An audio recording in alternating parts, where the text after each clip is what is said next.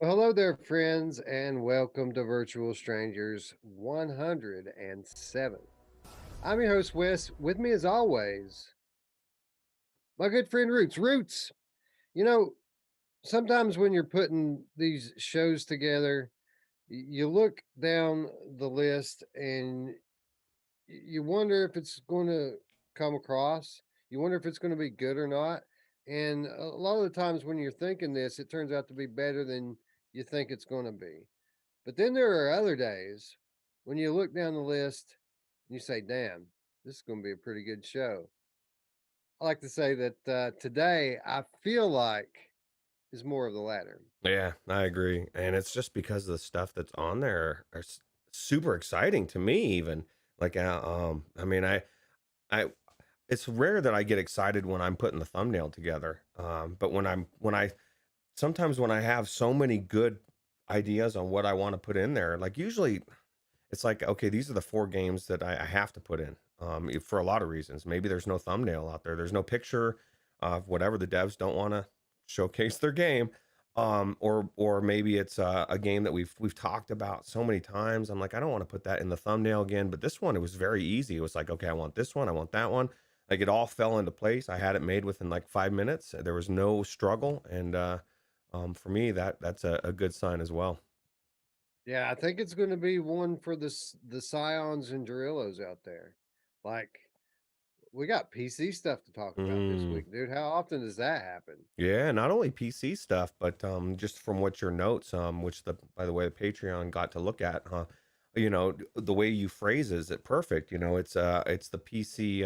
What did you say? It's something. It for me. It's an example, a good example of why PCVR is amazing, and you can't do so many things. Science even said this.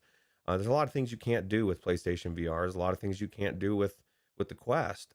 Everything, or a good portion of what we're talking about, are things you cannot do in those platforms, and it's been an eye opener for me as far as what developers are able to do if they want to. Yeah, and when in the specific case of PCVR, that line is constantly moving. It's the one thing that makes PC gaming is the modular nature of the hardware. And with the hardware being so modular, the capabilities of said hardware is in constant flux. It's always getting better day after day after day. There are no clear delineation generational jumps like there are with console based platforms. But every now and then, the hardware jumps in functionality in such a great uh, amount in such a short period of time that things change very quickly, and you look back and you don't realize just how quickly things actually have changed. And I feel like we're in one of those spots now because we got new graphics cards. I don't know, 6 months, 9 months ago, and when you think about the RTX platform, we've had it for almost 3 years now, and we're finally starting to see some of the benefits from the RTX platform trickling through now to the VR gaming bubble, if you will. Yeah, it's about time, right? Like, there's nothing more frustrating than hearing news that doesn't apply to virtual reality. And I think there was something somebody had asked about. I can't remember what game it was, and you said, "Yeah," in the Discord. You said, "Yeah, I saw that," and oh, it was about oh, what game was it? Anyway, yeah, I'm sure you'll know. But it was basically saying that there was not any news in the VR world, so you decided to not report on it because, as great as whatever the news was, it doesn't affect us. So why would we talk about it on a virtual reality I podcast? remember what you were talking about, but I don't exactly remember what it was. But yeah, I do remember this conversation. Yeah, so it was just essentially that there was exciting news in the DLSS or whatever for a specific game, but it was like, it's not VR related, so I'm not going to talk about it. And so finally, we're getting a little bit of news, right? Yeah, good thing. I mean, DLSS specifically is something that's coming through to VR, and we did report this. I don't know, about a month ago, that Into the Radius was going to have some kind of DLSS support. Um, but we have a little more info now because Nvidia has basically released a new list of games that are going to be supporting DLSS with the next update, and three of them support VR, and one of them specifically, very notable game. So, for those of you who don't know, NVIDIA's DLSS or Deep Learning Super Sampling technology allows PC gamers who are running GeForce RTX GPUs to improve the graphics performance of their rigs using artificial intelligence. Since launch, over 50 games have steadily added support, but a technology that would obviously benefit from it, VR, has not been included until now. No Man's Sky, Wrench, and Into the Radius will be among the first VR games to support the feature. Hello Games claims that DLSS, quote, doubles your VR performance at the ultra graphics preset in No Man's Sky. Into the Radius reports significant improvement with regards to anti aliasing, and Wrench claims a performance boost of up to 80% on top of the ability to enable ray traced effects in Mhm. VR as well as desktop. So, again, Roots, you know, these are features that even when RTX launched a few years ago, kind of seemed like a pipe dream for VR.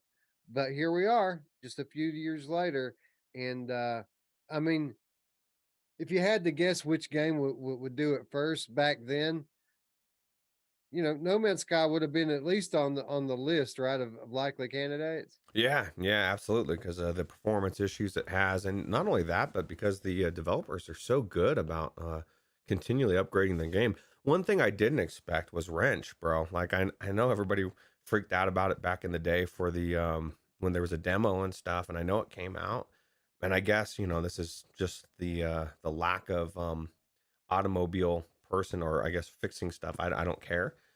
It's cool, but as outside of race tracing, I was thinking, what the hell?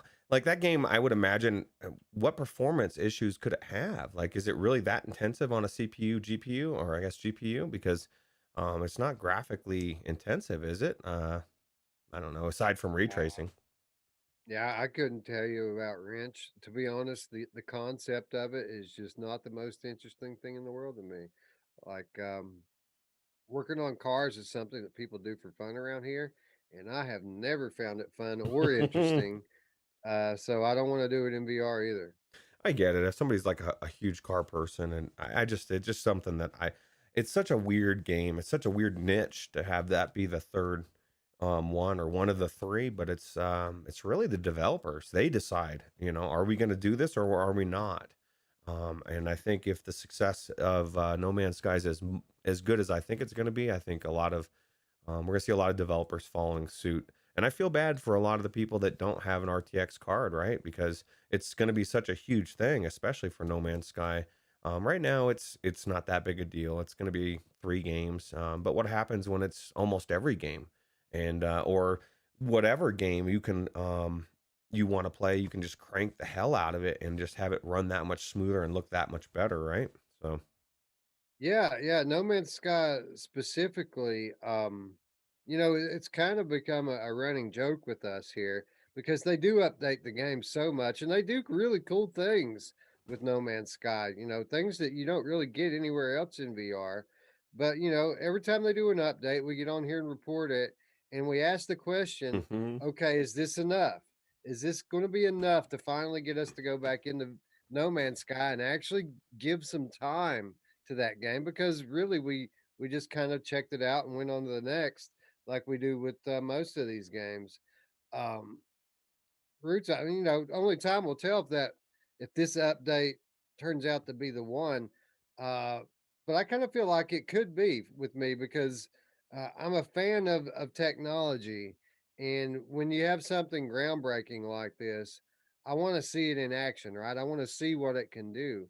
They're promising even on Oculus Link, which is a fairly resource intensive process, right? It's not like using a PCVR headset. It's a whole different thing that's going on there. Um, Even with the Oculus Link, Hello Games is claiming that with DLSS enabled on ultra settings, that it can hold up 90 frames steady with DLSS enabled. So that's actually pretty impressive. Well, that's what we want. We want to go in there and see the splendor of No Man's Sky in all its glory, right? Because it is a tremendously beautiful game, but it tremendously hits your video card like a smack in the head, right? So it needs something like the DLSS, and I think it's exciting to see it, and it's one more reason why. I guess I think that's what you put. PC Strikes Back or something, isn't that what you put? Something like that. Basically, PC is making moves. Flexes. Talking about in the notes. Yeah, Yeah, PCVR flexes, yeah, which that's pretty flexes. much what That's what it was. When I saw that, I was like, man, that's like that encapsulates everything. They're basically saying, look, wireless is great, but let me show you something we can do they can't do. And I think it's amazing. And I guess we should clarify. I would assume that the PlayStation 5 is 100% powerful enough to do it as well. And they probably have some system in it to work to do the same stuff. So it kind of like yeah. is going to leave someone out in the cold, right? Yeah, we've they have their version of it, right? DLSS specifically is an Nvidia technology, but AMD has their version of AI based super sampling as well. We've yet to see it really be rolled out and utilized in any kind of meaningful way, but we do know it's there. We've recently had developers from Insomniac Games referred to this functionality and what it's going to mean to their next game. Not Ratchet and Clank, but the next Hmm. PS5 game that they're working on. So we know that this is a thing. They've talked about it. So yeah, that's a good question, Roots. Right now it's very much the era of standalone VR. I mean, Quest is kind of dominating the VR gaming, uh, you know, atmosphere. But, things change very quickly. And, looking back over the history of consumer VR gaming, uh, that very much holds true. You know, PlayStation had its time, PC had its time. Now standalone's having its time, and it's going to change again. And it makes you wonder that in 2 years' time, when PlayStation VR 2 or PlayStation 5 VR, as I like to call it, really gets rolling and really leverages the power of the PlayStation 5. And then you have the PCVR games that are really leveraging the power of the RTX platform. Um, with regards to gaming specifically, uh, do we believe that standalone VR could end up being the odd man out? I certainly think that with regards to cross-platform games, like the big cross-platform titles, that certainly could be the case. Yeah, absolutely. PD says he had a beard like you this morning. He shaved it off because it's really itchy for him. He's got to let it get this long, and then it's never itchy. And that was the theory, Wes, that they said that you were in the chat that maybe you were growing a roots beard, and I know your job won't let you do that. So like, No, I'm unless not you're allowed to have what I have here. Is if it weren't for the mask, the whole I got to wear a mask at work. If it weren't for that, I'd be in trouble. But since I have a mask on, they really can't see what's on my face. there's actually a case to be made that if you like had a new supervisor start, they may never even you could like walk by at the store in the store and they wouldn't recognize you if you didn't have your mask on because they'd be like, I had never seen that guy before. Uh, Crazy Yeah, times. I'd be surprised if they're. I'd like to see the statistics of armed robbery at like these convenience stores. Has it gone up now that everybody's wearing a mask? You'd think so, right? It has in the Springs, actually. I was just talking to somebody a couple weeks ago, and they were thinking like they're gonna have to do something different for these banks. And he started listing like all these bank robberies that had happened in the area within the last like month or something. And he was Everybody, theorizing. He was like, I don't everybody's know. going to be wearing clear plastic mask, suffocating themselves. Oh yeah, or just get one of those big plastic bubbles. I've seen people at the on the videos, you know, like or a shower curtain all the way around you, or I don't know, whatever you feel is comfortable. I enjoy no mask and oxygen. Um, but yeah, that's a different story. Ray Delatorre says the PCVR is going to get PlayStation's leftovers. I mean that's certainly a real thing, right? Uh, I do think at least for a year or two that console VR is going, it's going to be in the driver's seat just like it was before, and then they'll hand the baton off to whatever the next thing's going to be. It may be AR by that point, to be quite honest, but only time will tell. But I do think that I think the cross-platform games of the next generation will include all three platforms. Mobile, PC, and console based.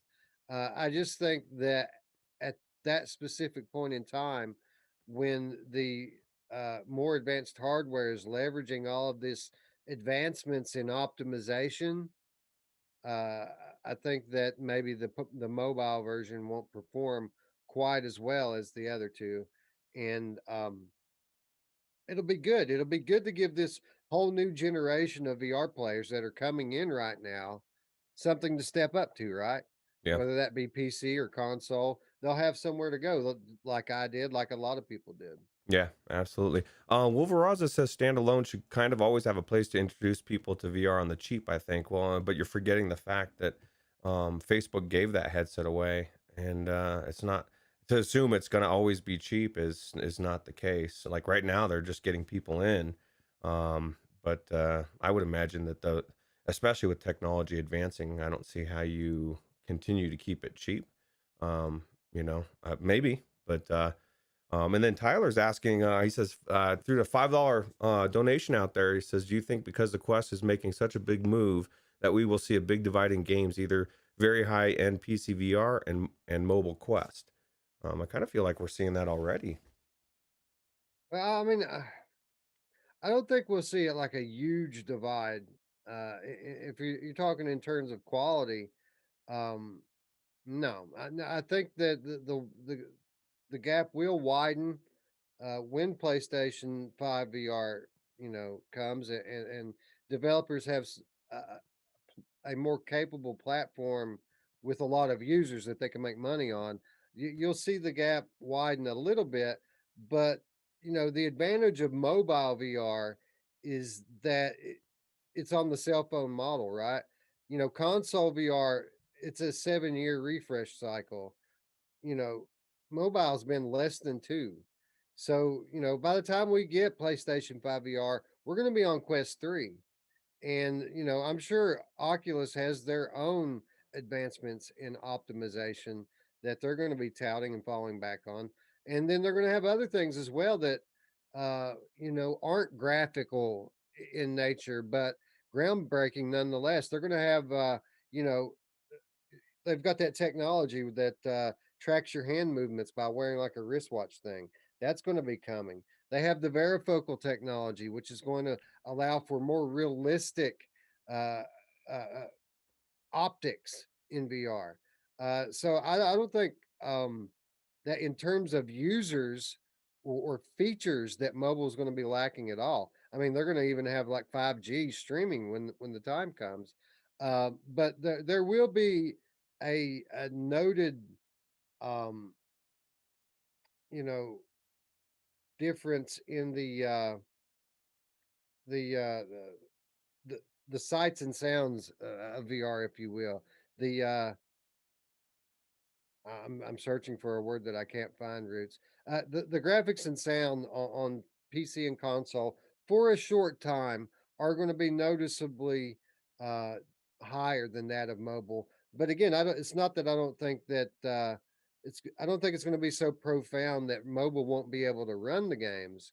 I just think that the um, the difference in hardware is going to be more noticeable for a year or two until mobile catches up. Yeah, because I mean, I'm sure the XR2 is not the best chip out there anymore. It can't be. We've already, just the way that technology is advancing, and that's one of my points of what I was saying to Wolveraza is, varifocal lenses, all these things, not cheap, right? Imagine what a headset's going to cost. You put varifocal lenses in there, I just don't think that to assume that Quest or wireless VR is going to be the cheap version for that much longer is it's unknown. I mean, maybe they eat the money, maybe they don't.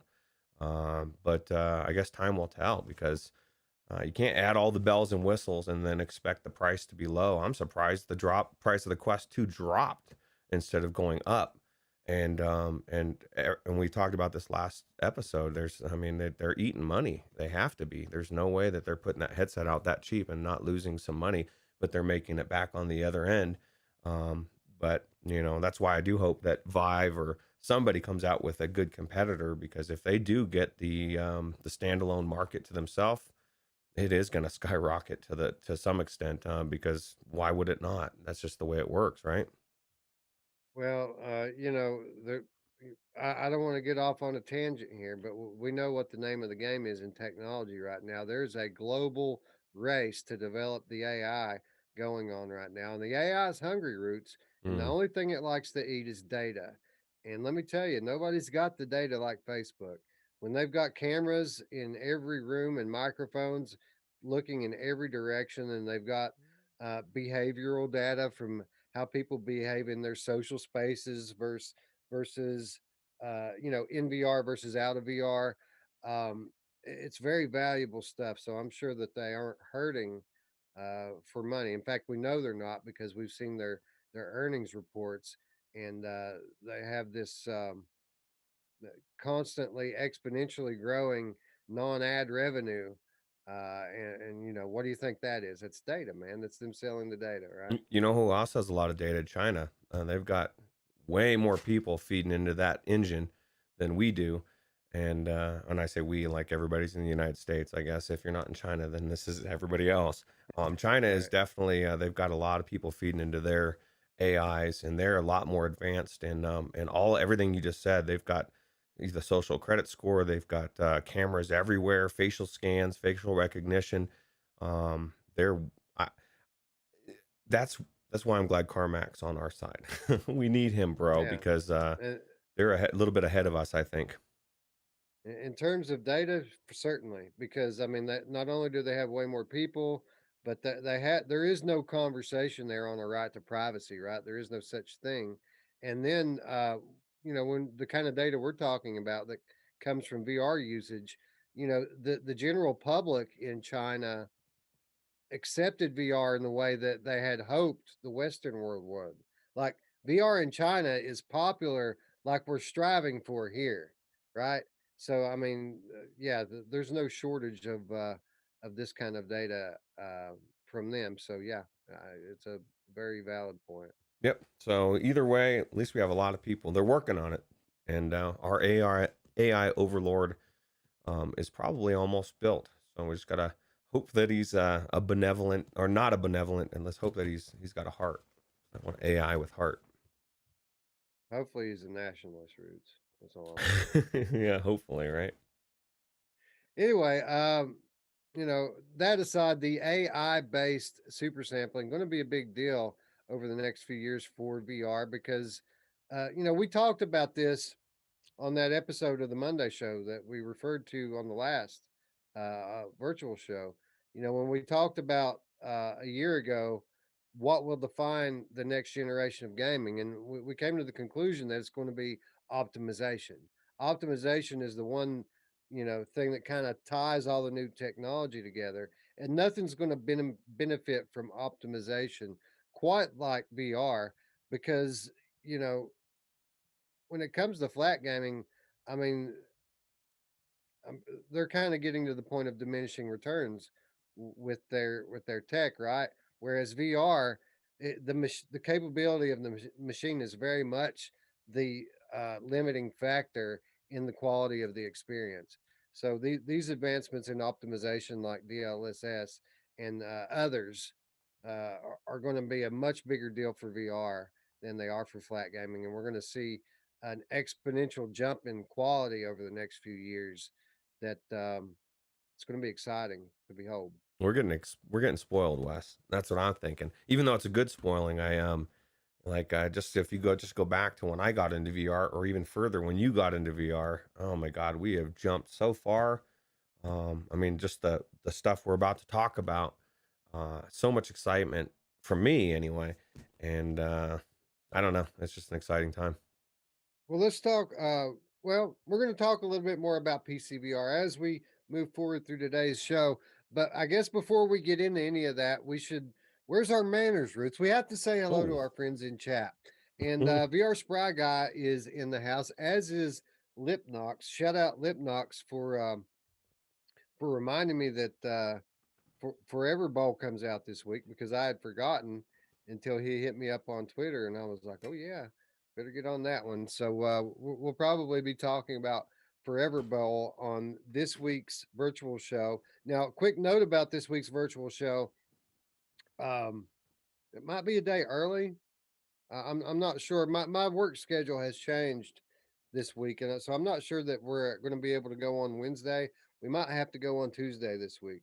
So make sure that if you haven't already, that you've hit the red button and you've hit the bell so that you'll know um, when we go live. And of course, if you want to stay really up to date with it, you can join us on Discord, and we'll give any kind of updates in real time there as we learn. I'll be back at work tomorrow, and I'll be able to see my schedule, and we'll know for sure. But I'm pretty sure we'll probably be going on Tuesday night this week. yeah, that's what I was gonna suggest to people. If you don't trust YouTube, like I don't trust them, join the Discord because then you'll get the announcement and you won't miss it because YouTube does some weird stuff lately. And just to cover myself, YouTube, I love you, and you're the best. Chris Richardson says the 2-year anniversary of me buying Rift S and Quest popped earlier this week. Yeah, me too. Uh, Oculus celebrated or marked the occasion on Twitter by showing this video of like a shaped cake. It looks like a Hmm. Oculus Quest, but then they cut into it and it's actually a cake. And they said, it's our 2-year birthday or whatever, something like that. And I thought it would be funny, Roots, if I tweeted back at them and replied with a gift of the Undertaker going rest in peace, because those are dead headsets, right? The Quest 1 and the Rift S, those are dead products. I thought for at least one person would find it funny. Nobody found it funny, Roots. Yeah, well, they're probably Oculus fanboys, and they found it offensive. How dare you? Come on, Oh, man. How I dare need to you? stop switching my buttons around. Wes is messing me up. But yeah, so how Uh, dare you? Onakazi is in the house, as is our friend PD and Wolveraza. Wolveraza was asking if these RTX features were present on his 1660 Ti. I think he said he had. No. The GTX cards do not utilize this technology. It's only the RTX cards. Yeah, absolutely. Yeah, it's definitely an RTX thing. And again, I'm glad I got into the 2080 when people were telling me I should wait for the 3080. That was a nightmare to get a hold of because I could potentially be still using a 1070. Can you imagine? Not that that's bad, but I mean, for what I do, that's not enough, bro. Especially for some of the things that we're talking about today. It's just not enough. It's funny. At the time when the 2000 series launched, people were critical because I mean it supported ray tracing, but the frame rate dropped so low when you had RTX turned on that it wasn't usable at all. Like it was just a tech demo, pretty much all you could do with it. You couldn't actually use it in any kind of real application, but people failed to realize at that time that RTX is doing so much more than just ray tracing, right?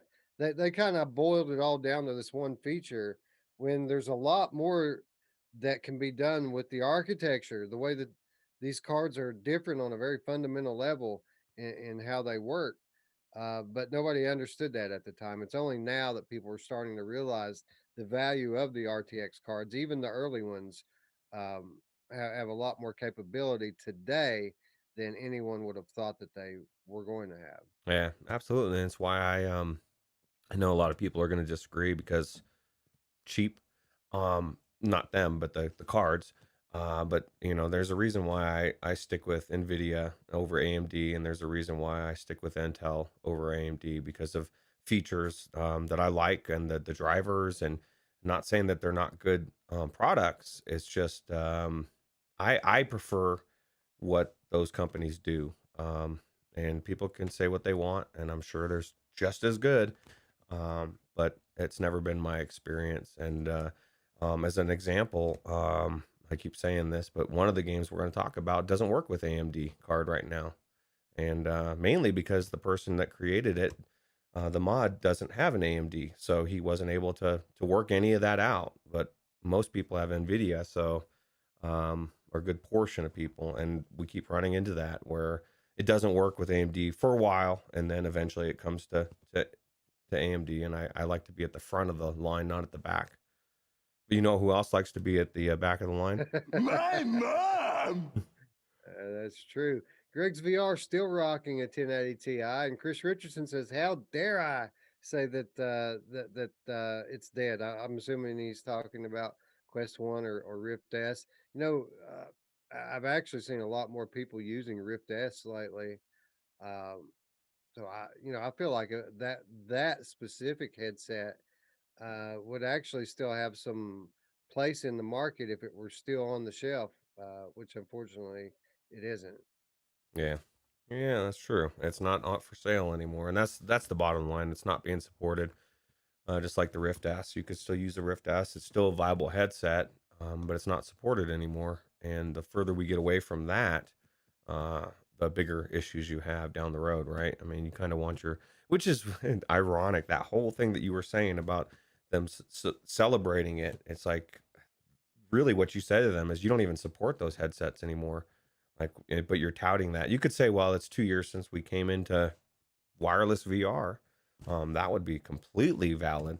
But it's Yeah. weird to weird. That's kind of what I said when I tweeted the Undertaker thing out there as a joke. I also after that said something very nice about how and very true in my opinion about the seismic shift in the market that standalone VR is. Affordable standalone VR is the most important thing that's ever happened to VR, consumer VR at least up to this point. So I mean, true that. I mean, the 2 year anniversary of affordable standalone VR is kind of a big deal. Yep, absolutely. Scion says Quest One is dead. Just look how fast they dropped support for their previous two headsets. Well, I wouldn't say that they dropped support for CV1 very quickly. I mean, they supported it for years, and some weird people still use it, right? It's funny that that's coming from you, Scion. Somebody that, but you, man, I'll tell you what. Nobody can say that Scion hasn't gotten his money's worth, man. He has made that sucker last, and when he makes that jump to the Index 2, it's going to be like Glory Town, and just going to be Eh, amazed. Hussein X is in the house. Quest One just got multi-account support in the latest update. Far from dead. Okay, so they're still getting some features added into it. It's not completely cut off yet. Yeah. Yeah, well, let's talk Um, about the Quest 2 things that keep coming out that aren't. You know what I right. mean? Like there's a lot more things coming out that you don't get access to. And then they throw you a little bit of a multi-account, which I would argue should have been there from day one. Like that should have been there from day one. You know what I mean? Like it's just weird. Gamer Tag joining us in chat says, "Dudes, hey, what's up, GT? Thanks for stopping by." Tiffany's in the chat. Hello, Tiffany. Thanks for coming. As is Drew. Uh, Drew, I'm going to be hitting Drew up sometime in the next week. I think Roots because I need someone to save me when I go into Solarius. I don't want to get eaten alive immediately, which is what would happen if it weren't for my PlayStation VR peoples like Drew. So we're going to be jumping in there. I'd actually hope to do it before um, this next virtual show, but it doesn't look like with my work schedule I'm going to have the time to. So we're going to have to put that one on hold. But I want to get in there and play it. Just because it looks fun, man, and people in PlayStation they're kind of digging it, man. Like it's being received much better on PlayStation than it was Oculus. Yeah. Yeah, agreed. Sure. And it's definitely it's looking amazing. Especially I mean if you got the aim controller, I mean that makes sense, right? Void Cat is in the chat. What's up, friend? As is uh Ray Delator. I think we already said hello to Greg's VR. Meow Meow the Gamer Cat. Tons of people. They're all showing up. Meow Mix is in the house as well. He said something earlier I wanted to highlight, but I've already lost it. Roots. So Yeah, I well, guess it's up there. we'll catch that one in the replay, huh? Yeah, absolutely. Anyway, Dark Angel. Hello. Gamertag put a interesting video out earlier today, and a conversation that basically has been ongoing on this channel week after week, month after month. Uh, is Oculus Quest killing PCVR? And for reasons that we've been talking about already on the show, I would say no. I would say that certainly standalone's in the driver's seat right now, but I would say that PCVR is far from dead. They're always going to have their spot, right?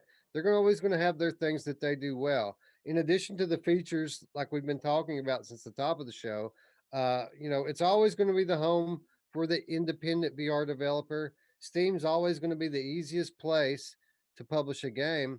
And beyond all that, what do we all want, Roots? What's our goal from VR gaming? We all want big AAA VR games. And while, these development studios might not be quite as willing to bring those games to PC VR, who's absolutely going to not take no for an answer with this? The modders. The modders will not take no for an answer. They say you don't want to give us the AAA games. Guess what? We're going to take them. And this week has been, I don't know if there's been ever been another week for modding in VR like this past week. It's been truly amazing. Roots. Yeah, that's crazy. It shocked me. Shocked Wes.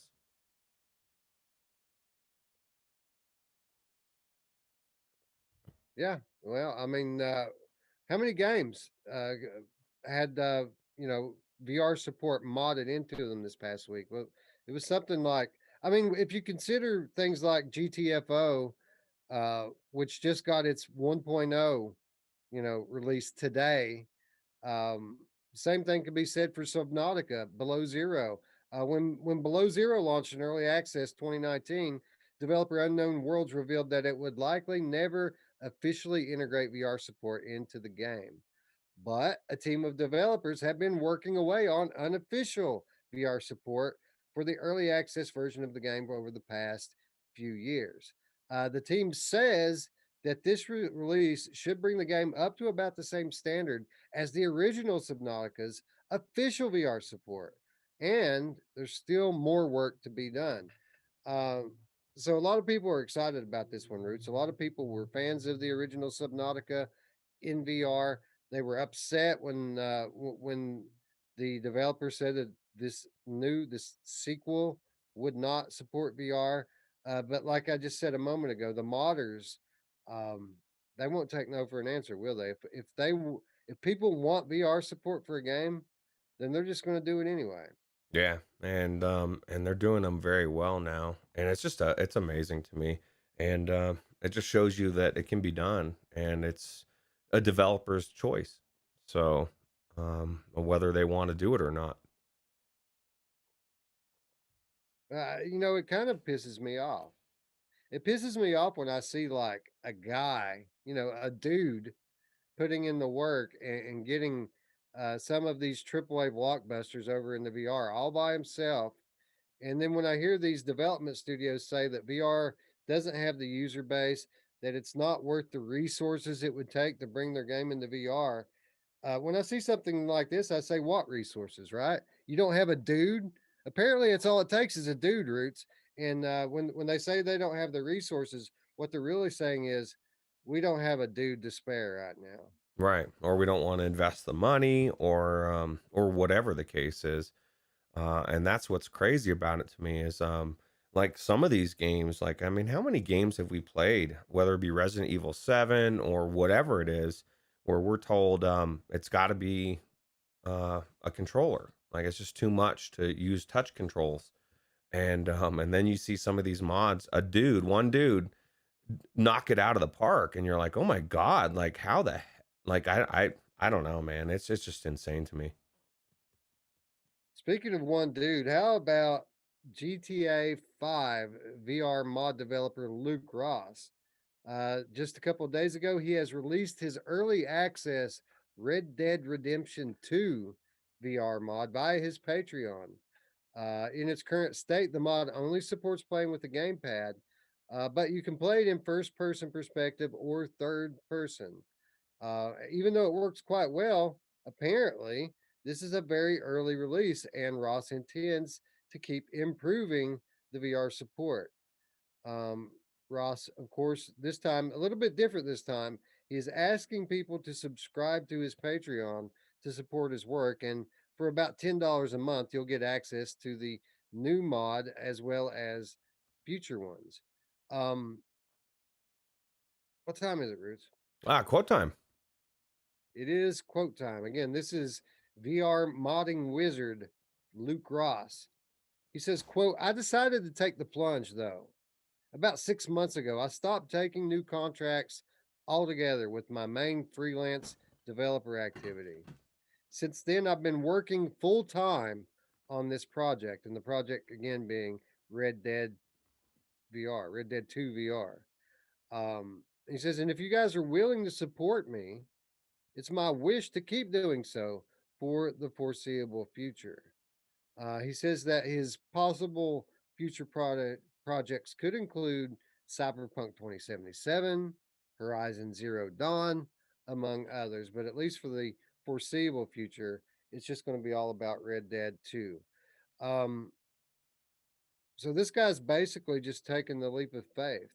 He quit taking work. He was a freelance developer, I guess, working at bouncing from VR or I'm sorry from game studio to game studio doing contract work, and he decided just to stop doing that and focus all of the last 6 months into developing this mod. Basically, taking a leap of faith that by doing this and by putting something quality like this out, that people will support him.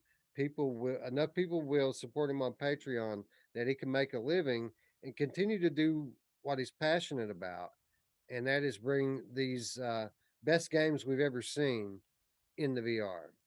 I agreed, and I was going to type it out, but Lipsnark's VR question isn't asking money for going to send Rockstar lawyers his way. Well, the beauty of this is you still need the base game, so any developer would be idiotic to say, no, dude, you can't do this because you're still selling your game. It affects them not at all. It's a mod on top of the game, so you still need the base game.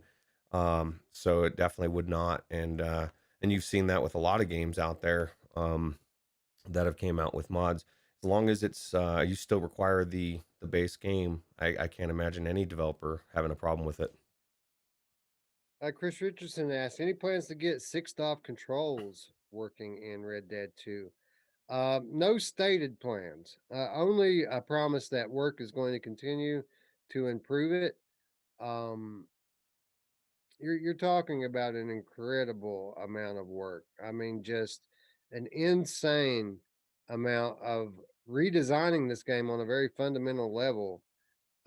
It would take, I would imagine, well over a year just to implement this one feature. Um, so maybe, I guess, if enough people support him on Patreon, uh, this is a possibility.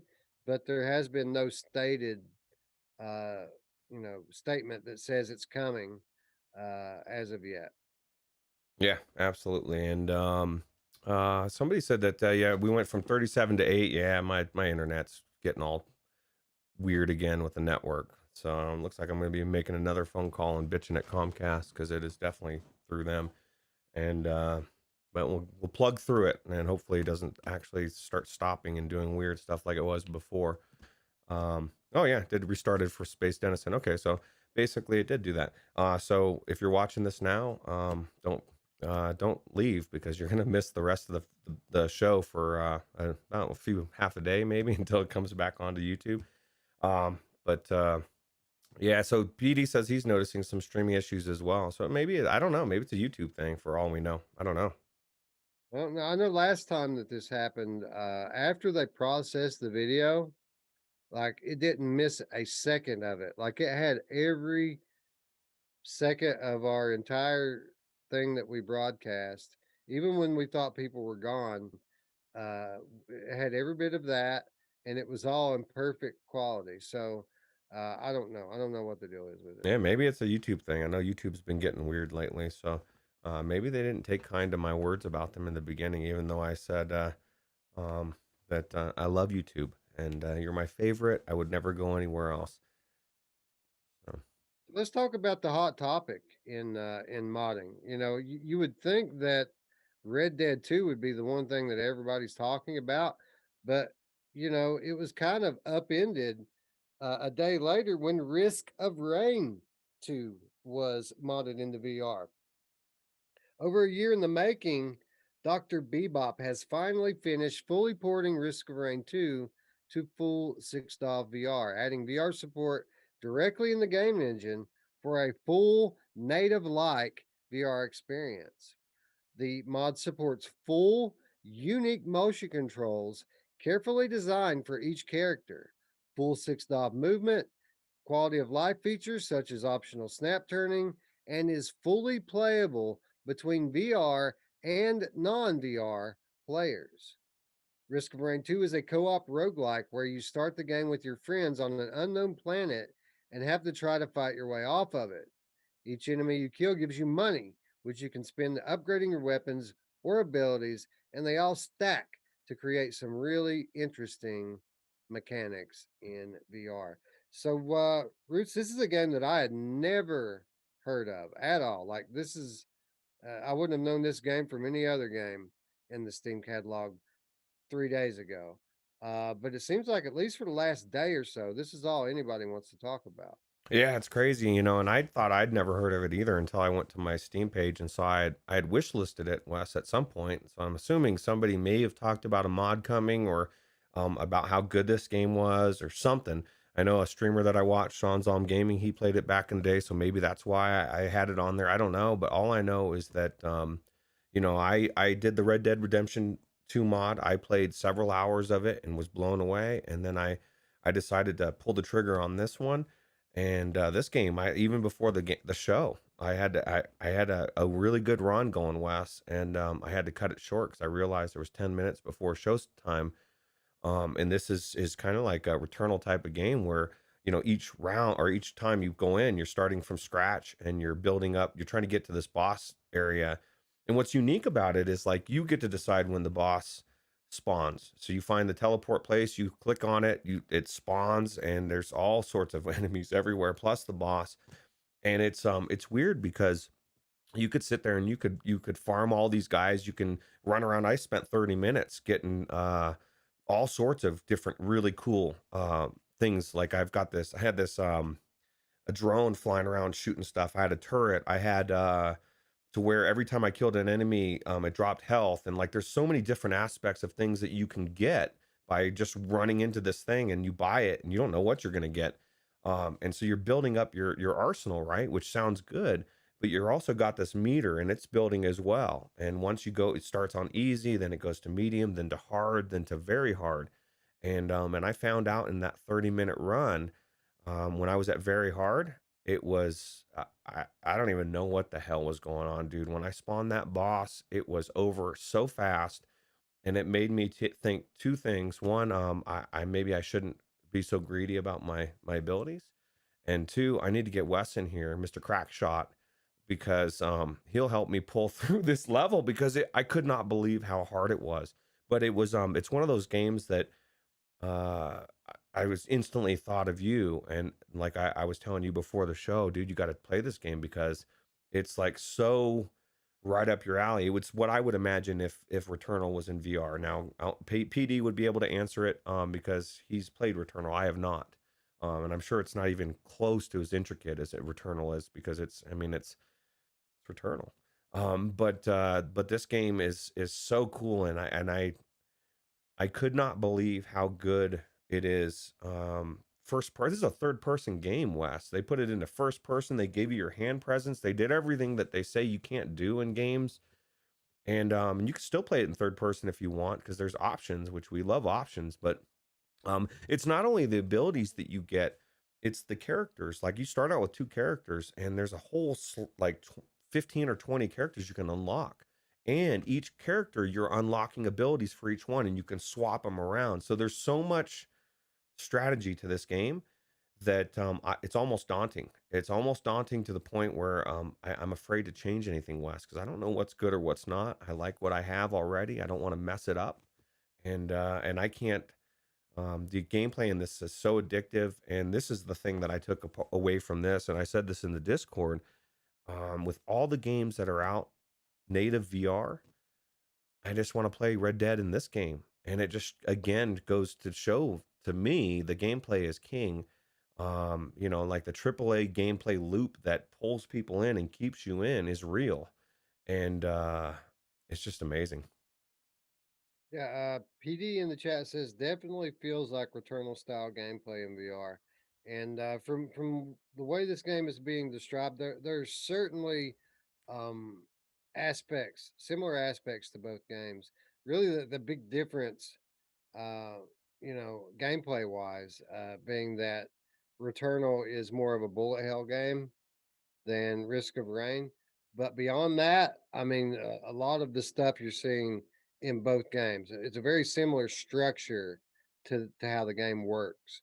The only real difference being the action's a little bit different. Well, and I don't know what the action is. All I know is that this thing is, you're continually having stuff everywhere spawn, especially as you're going further.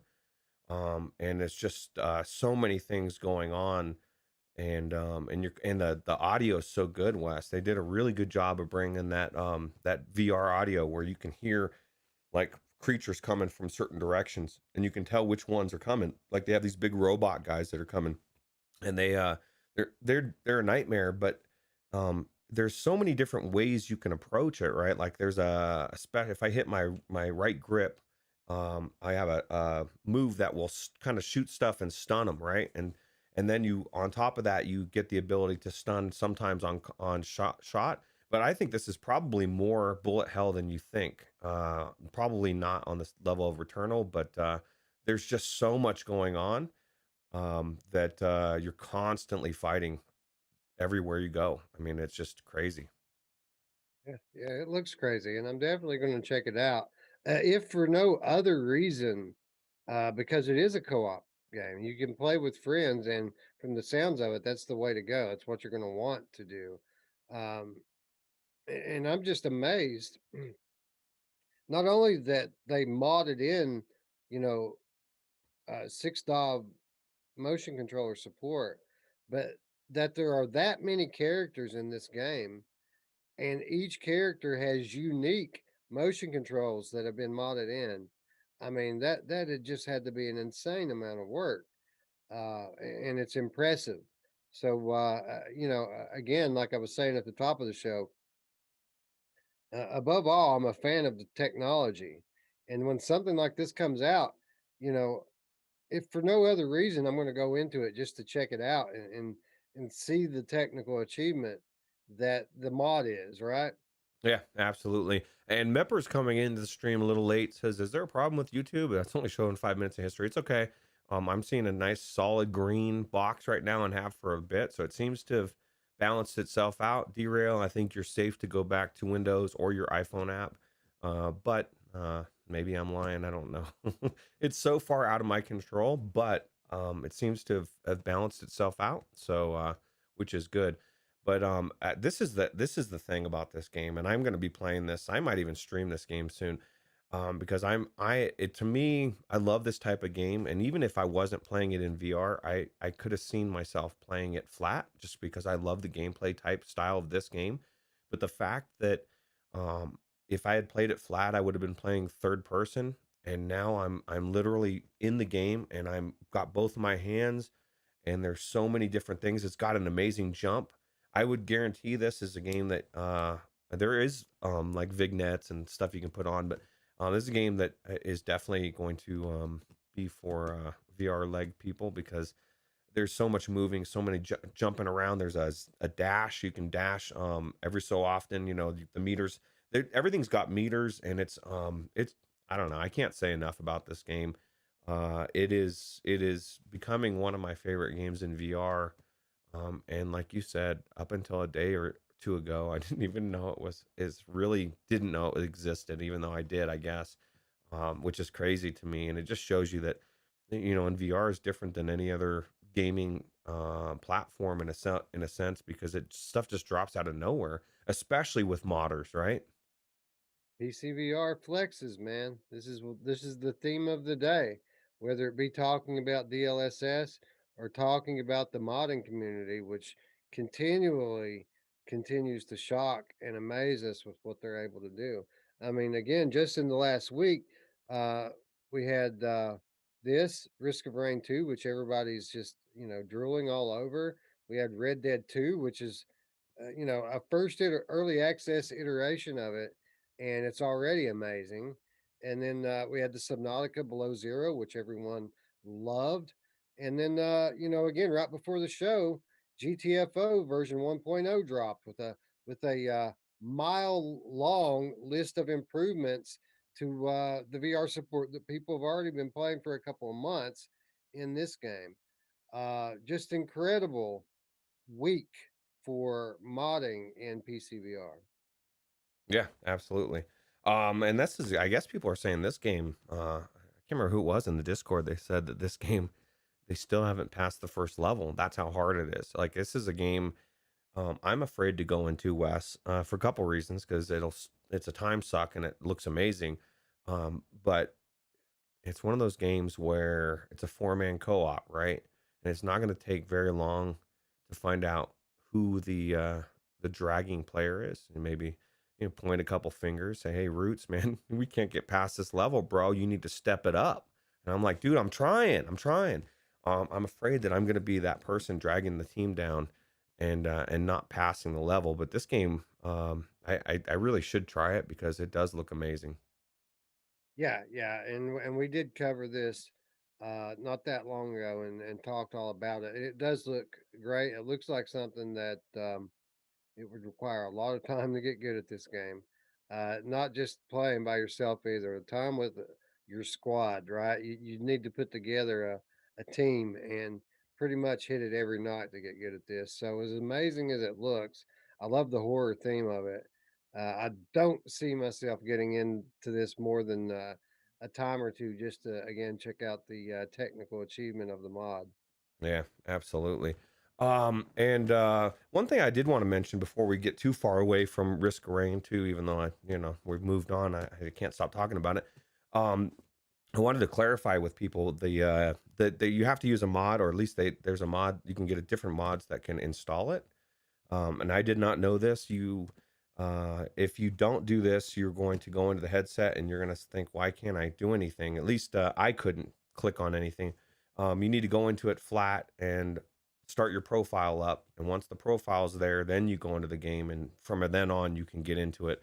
But it did, for me, I couldn't do anything. I was like looking at this I am Roots profile thing and I couldn't click on it. And so just make sure you do that and you'll be able to get in. But the mod was super simple to put into. So I don't know what the GTFO mod is like, but I think it was a little bit more intricate or a little difficult to get into. Yeah, this is like an old vorpx habit, right? It's kind of one of the setup things for most vorpx games is you got to boot the game once flat and set up your settings, and then you can boot it through vorpx and it works. And while we're on the topic of vorpx and mods, I would be remiss if I didn't talk at least a little bit about the vorpx support for Resident Evil Village. Of course, vorpx has now released and updated a profile for Resident Evil Village. And included in the update, very significant roots, is a reworked Z3D, which extends to many other games in vorpx. Paradise Decay, who I hope is still in the chat, uh, reports outstanding results in Resident Evil 8 as well as Days Gone when used with a proper field of view expansion tool. PD says, Roots, listen to this, that the new Z3D is more effective than many applications of geometry 3D. And when I had a little conversation with PD yesterday about all these mods that came out and which one I should, be going for first, and he said, having played all of them, he said Resident Evil Village in vorpx Hmm. should be the first thing that I play because the new Z3D is so amazing. It has so much 3D depth.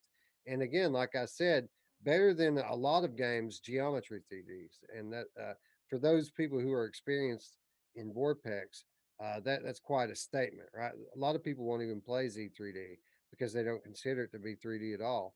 And PD saying not only is it 3D now, and it's some of the best 3D he's ever seen. It's weird because I'm kind of torn on that because as far as playing this first because there's so many games like Red Dead Redemption 2 that people said would never come to VR, and if it was up to Rockstar, it never was going to. And there's people out there, all these modders are like, you know what? I'm done waiting for these developers. I'm doing it.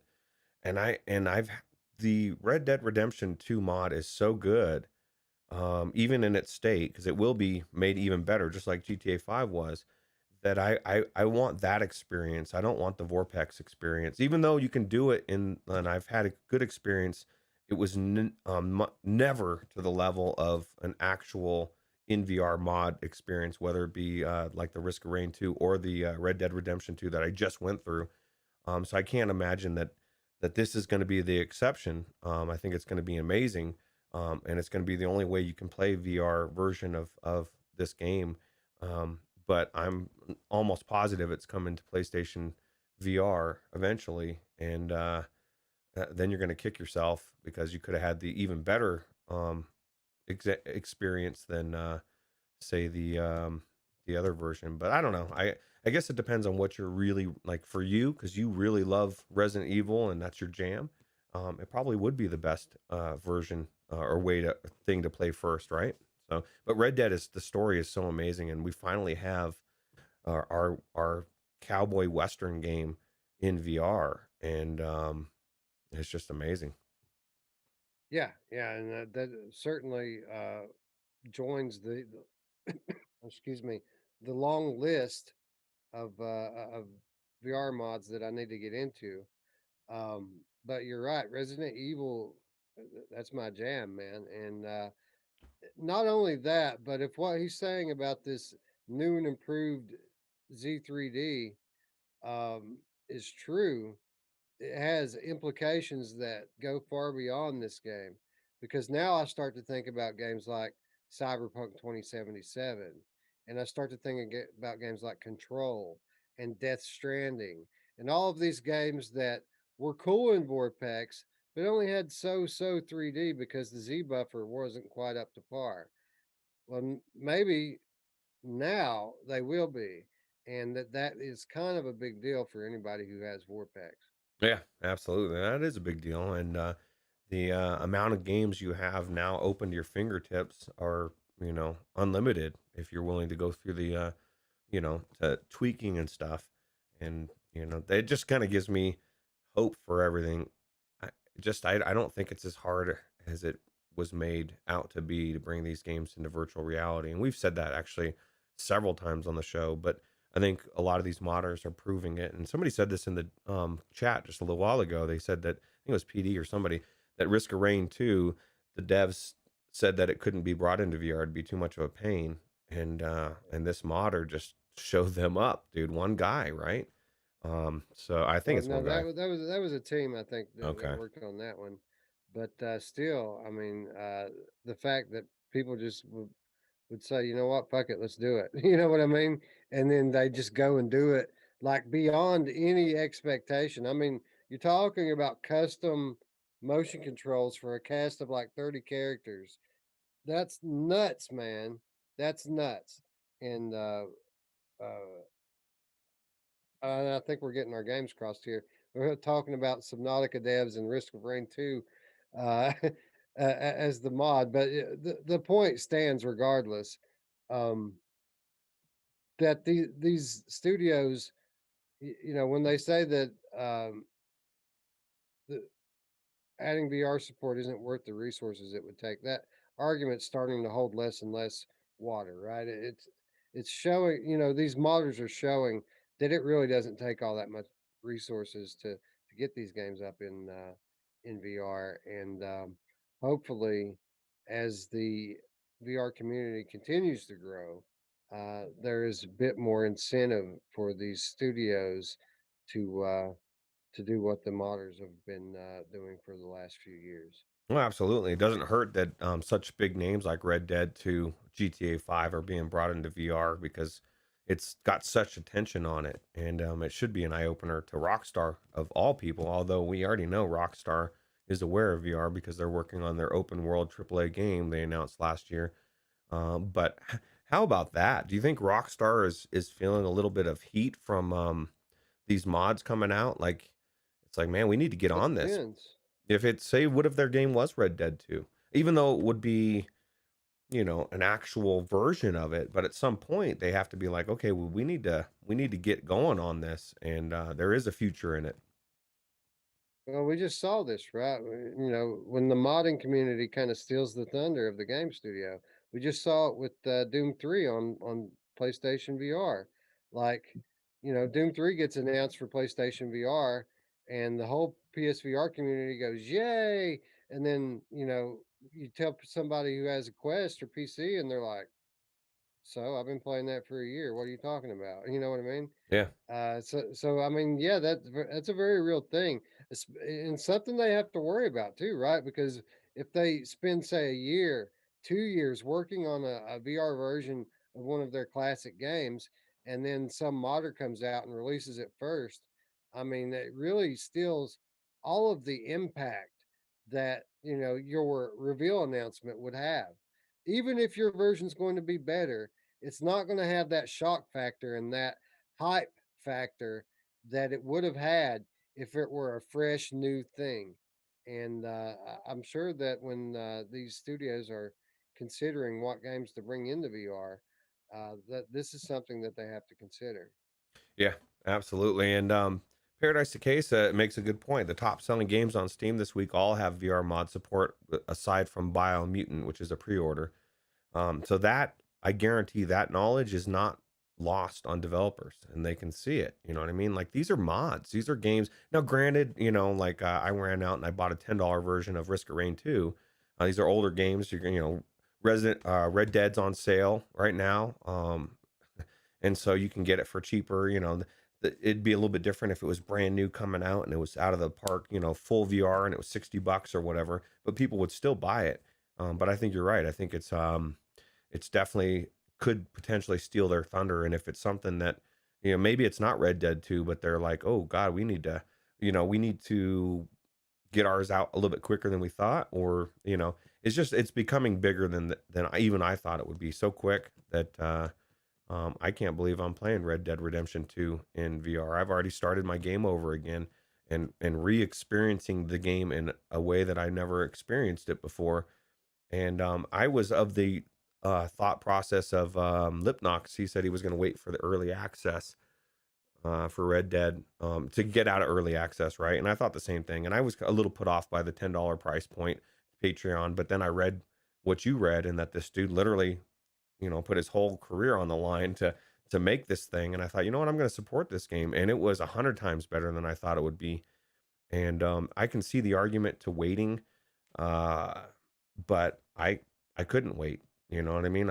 Because I love the game so much, and I'm glad I didn't, because it's that good. It's really amazing. Now, it is resource intensive, so I will. You better have a good video card to be able to play it, at least on the level that I prefer to play it. So Chris Richardson in the chat says, from what people have said, Dr. Beef's Doom 3D mod is better than the PSVR edition. Um, it's certainly arguable now that they've updated it, since there were things in the PlayStation VR version of Doom 3 that inspired the Team Beef to update their version, and they did, and it's better now. I would say that a lot of the things that make that version better are hardware differences too. People need to recognize that a lot of this clarity and stuff is coming from the headset itself, as opposed to just the game. But one thing I can say definitively is that having played all three of them, they're all great. They're all fun, and they all have their advantages over the others. But yeah, I would say that uh, as has been the case with a lot of games over the last year, playing on Quest 2 is certainly preferable to the PlayStation version. Yeah. Yeah, it's definitely, and it was a lot cheaper to get into as well, since that Doom 3 was not that expensive on Steam, and then you or wherever you buy it, right, and move over the files because it's an older game.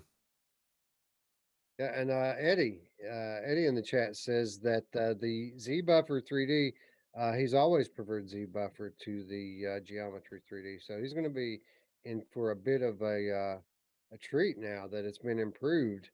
And then he also says that Cyberpunk ran flawlessly for him in vorpx, which Mm. is amazing. I'd love to visit that world in full eye popping 3D. Yeah, but you know what would be better than that would be because specifically the guy that Luke Ross has said that's on his plate, right, and he's looking to do um, Cyberpunk 2077. So I'm willing to wait for him to put out one. Of course, that could be a while.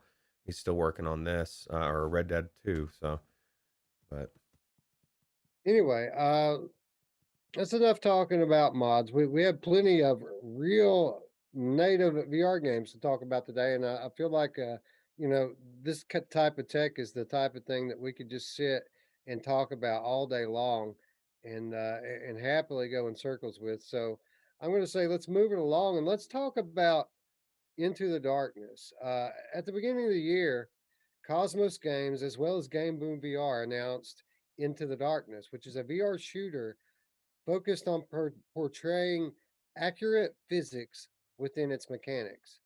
This past week saw the release of a new trailer for this game. Into the Darkness is set in a near future where human race is trying to attain immortality by transferring its consciousness into machines.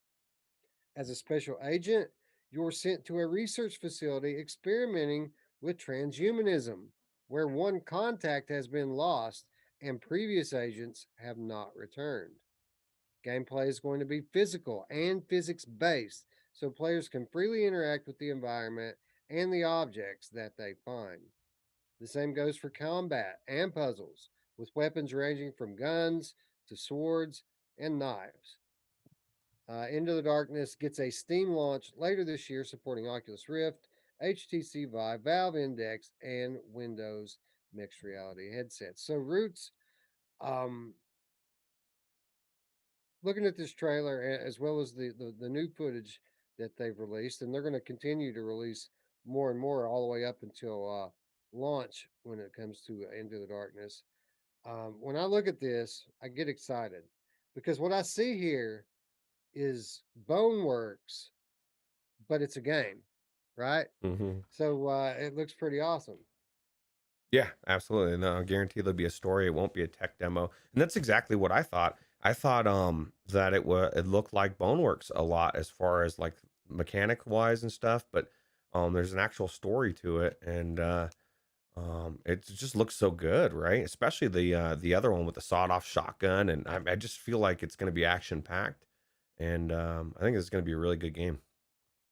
Yeah, I love the story element to it. The science fiction, science fact. Uh, story of transhumanism and it's like it's like we're going to be able to live out a Black Mirror episode, right? It's stories like this are the reason that people love Black Mirror so much. And here we are getting to use the magic of virtual reality, ironically, live out one of these Black Mirror scenarios. Yeah, it's funny because there's so many Black Mirror episodes happening right now. In real life, this is definitely a Black Mirror episode waiting to happen. And you're right, transhumanism, and for a lot of people, is real. They really believe they're going to be able to upload their consciousness onto a on a data drive. And I say, good luck to you, bro.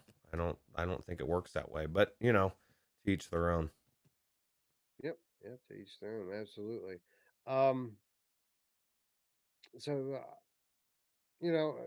I need to be clear here too, and it's not that we're trying to crap on Boneworks. I love Boneworks. I still hail Boneworks is probably the most immersive experience that I've had in VR. Once you get in that thing, it almost feels real, like it's a different reality, right? It's like you're in this weird different dimension, but it certainly feels like you're there.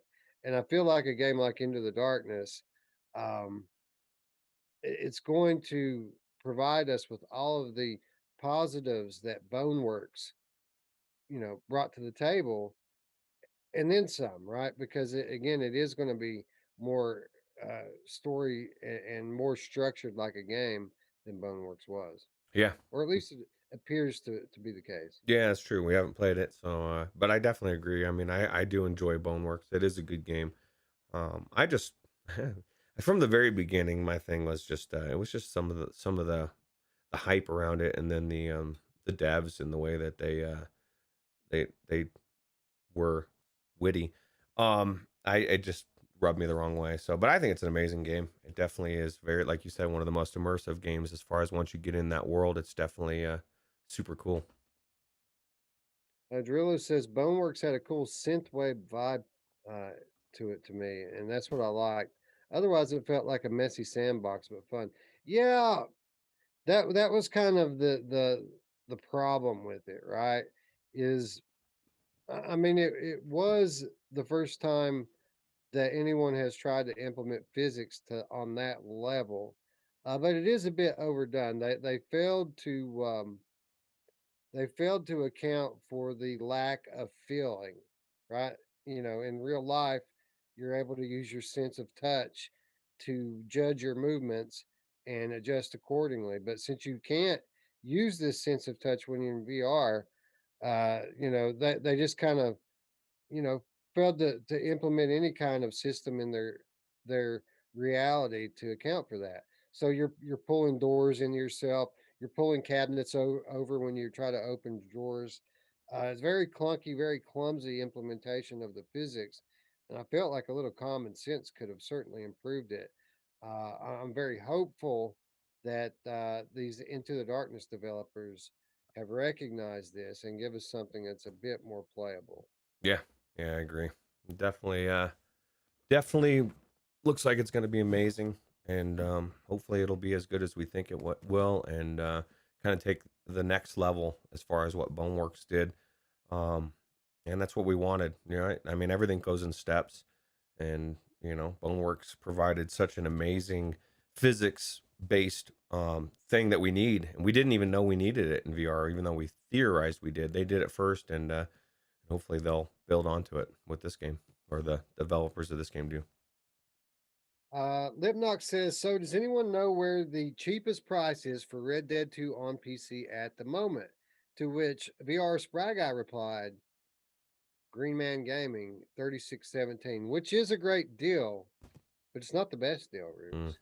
The yeah, best deal lies down the page on free stuff and killer deals. I'm going to tell you guys where you can get a legit copy of Red Dead for $30 flat at the end of the show. So stay tuned if that's something you're interested in. yep, absolutely. Anyway, let's move on.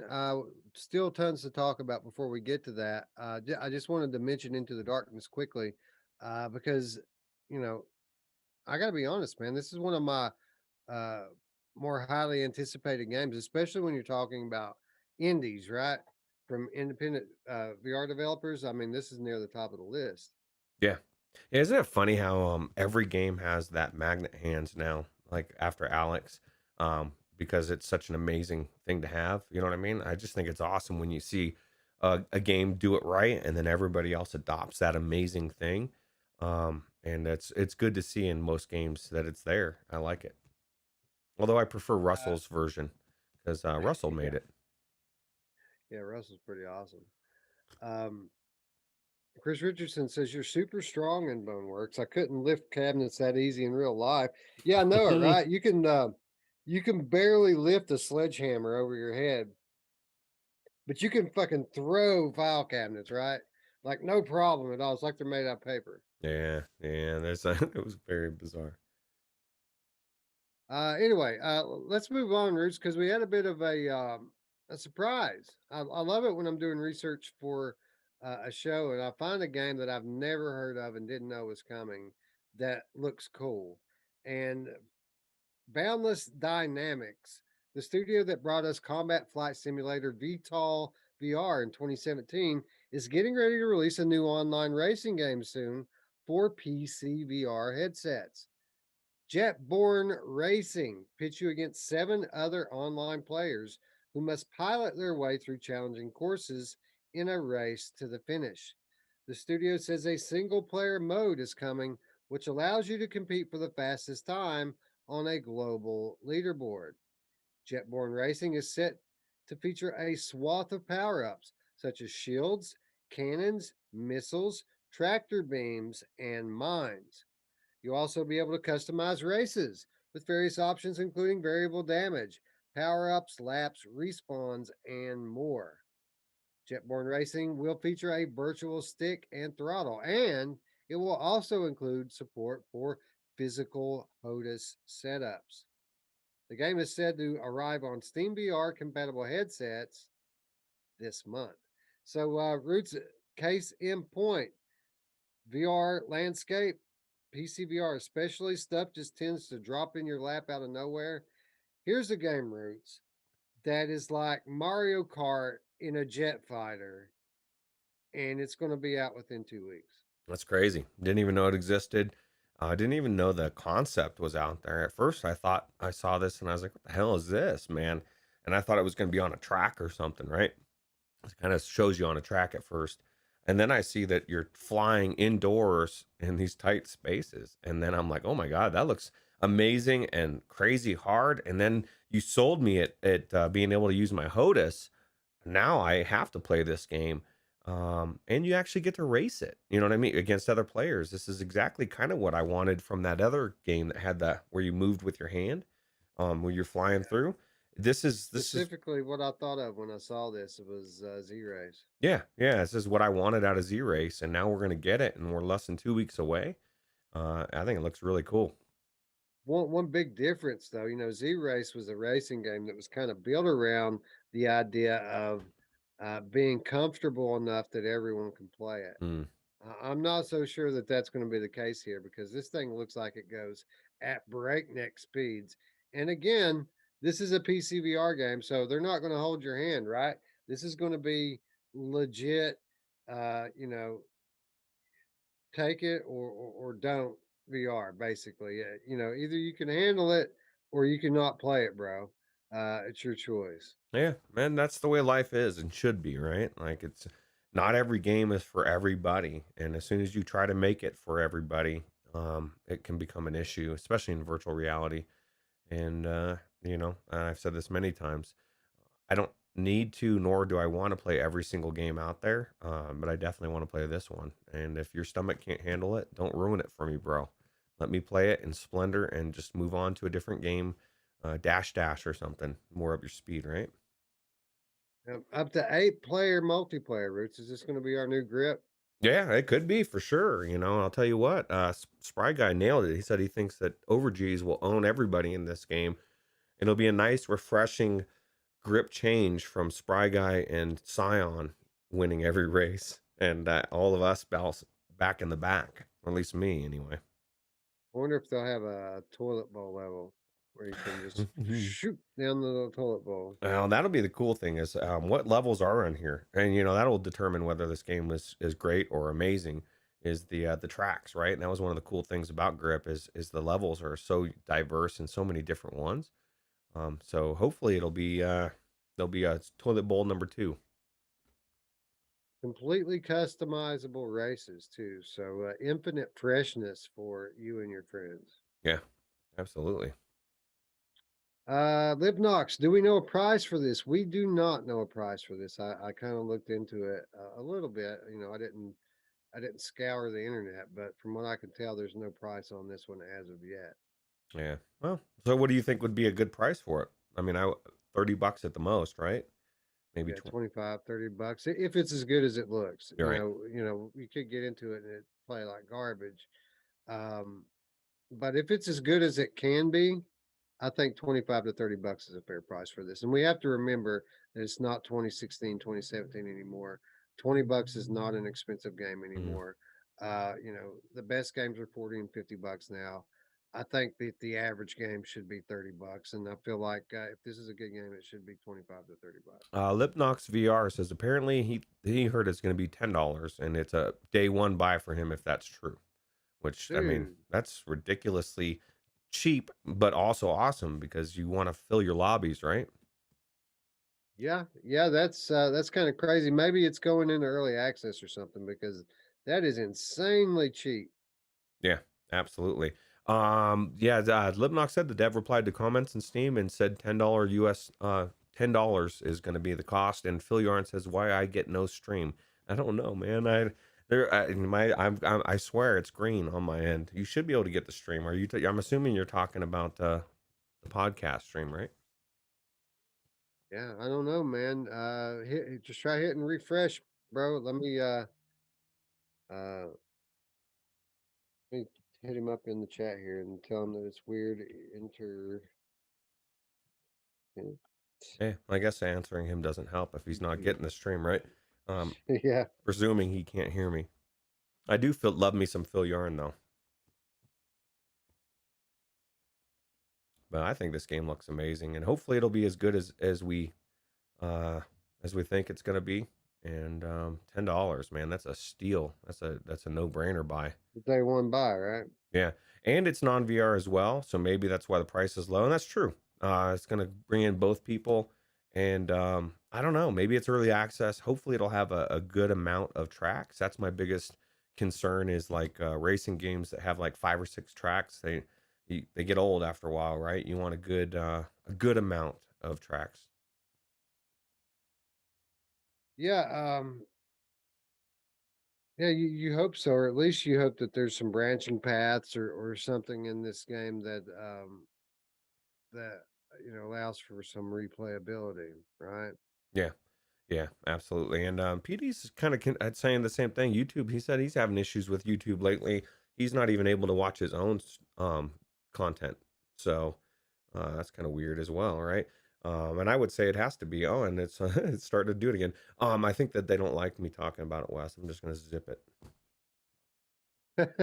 Hmm. If a spry guy, let him feel you already know that you were trying to help as well. But since he can't see you, that I'm going to help him instead. Yeah, absolutely. Well, it's we got a both. We got both. It does look like fun, so and I agree. It looks fun, and hopefully it'll be as fun as we think it is. And we only have to wait a couple weeks, right? So that's good. Yeah, yeah. We're hoping so. Anyway, they said this month. We don't have a specific date for it, so we're assuming that they're going to hold to their time frame and drop it this month. Yeah, But absolutely. but if it's $10, I mean, I think it's kind of a no brainer. And I think if they're trying to get people in their lobby, they might want to consider becoming an Infinity title, right? Yeah, that would be awesome. That'd be a really good deal for both. Yep, absolutely. Anyway, let's move on, Roots, and let's talk about a game briefly that I'm very excited for. And the more I look at it, the more excited I get. Against VR Focus published a new dev blog this past week for Against, a new rhythm action game from Stride developer Joyway, mixing film noir, crime drama styling, and horror elements. Against is set in the shadowy streets of 1930s New York City, where players battle against the mafia and dark forces. You know what? This game's going to be called Against in the US, but it's actually going to be called something else in Canada. Rich, you know what it's going to be called? No. Against. Against. That's true. Or There's a different title in Canada. well, is it the same Uh, game at least, right? yeah, it is the same game. That's what I heard anyway. The game mixes up its gritty visuals with varied gameplay mechanics, employing guns, swords, and even knuckle dusters to help you dispatch foes. The VR Focus article is extremely detailed and focuses on the decision making process behind each specific aspect of this game. And I highly recommend reading it. Um, I mean, this thing was so detailed. You know, I thought about summarizing it in our discussion here today, but they go over so much different stuff in this dev blog that I could literally do a whole episode just on this. So we decided not, instead of doing that, just to encourage people to go to VR Focus and read this dev blog. You're going to be amazed all this different screenshots and stuff that they added in, and they really go through their thought process on every individual aspect of the game, and it's fascinating. Yeah, hey, Um, it's cool. Against has progressed and grown in notoriety as at a rate that's rarely seen within the VR space. It seems like just a few weeks ago that this game was just revealed as a concept for a future game. Well, that same week, GT played it on his channel, our demo of it anyway, and it's continued to pick up steam from that point forward. Shortly thereafter, a public demo was released, a free demo on Steam. You can get it now, and that demo has been extremely well received. And since then, it seems like this game has been Joyway's main focus, and Stride, sadly, has seemed to fall back to as a secondary thing that they're working on now. They're kind of putting all of their attention into Against, and I kind of get it. You know, I this certainly looks like a better game to me than Stride.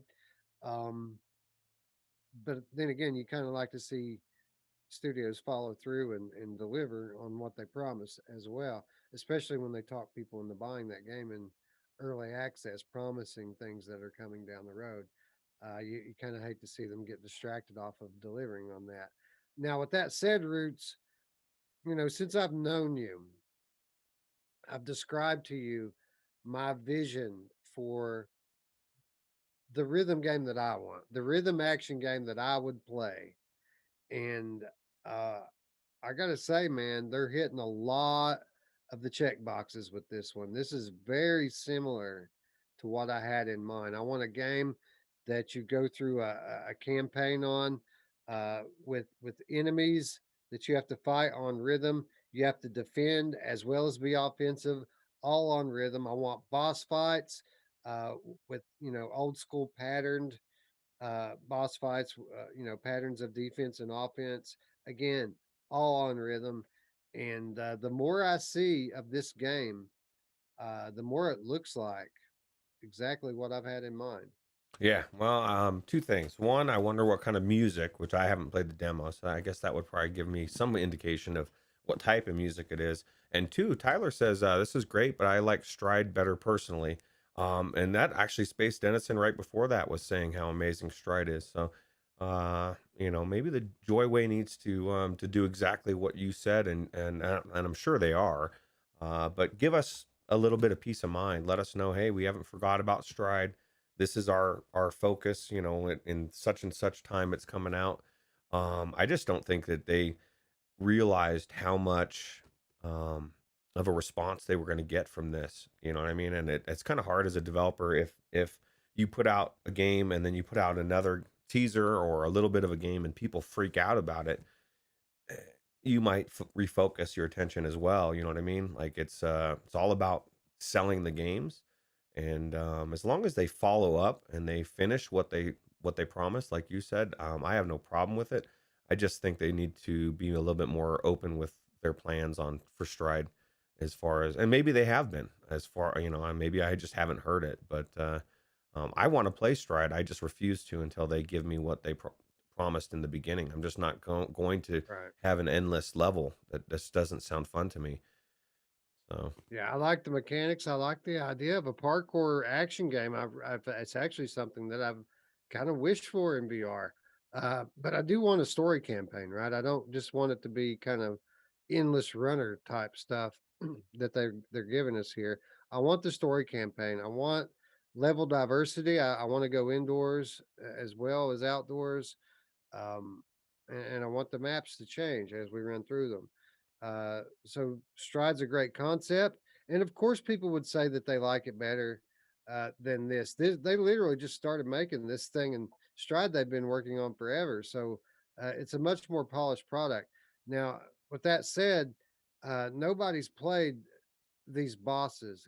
You guys go do a little research on this game. This thing is going to have some crazy, insane boss fights.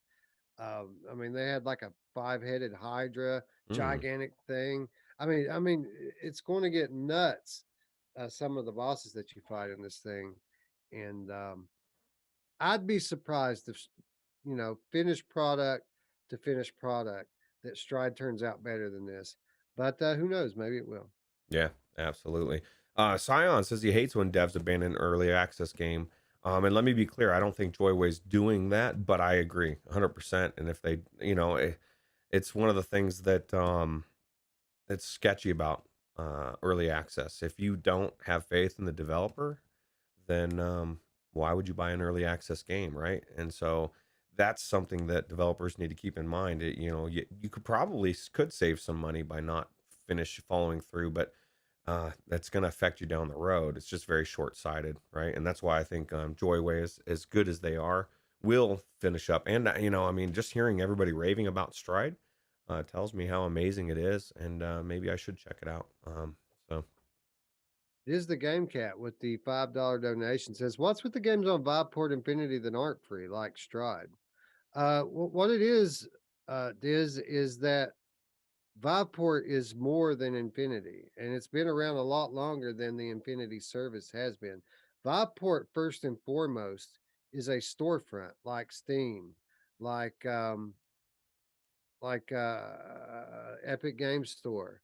Um, any of the games that are included in Infinity, you can buy those as well. You don't have to subscribe to Infinity to get those games from Viport. You can buy them just like you can buy them on Steam. What Infinity is their service that allows you to play many of the games that they sell on their store for free. But it's not all of them, right? That obviously they have to create specific deals for each game with the development studios, with the publishers, and that's obviously not going to be the case for every game because literally, again, this is like Steam. So I mean, they've got a lot of games on there. Now, with that said, you're saying maybe there's a little brand confusion here between Viveport and Viveport Infinity.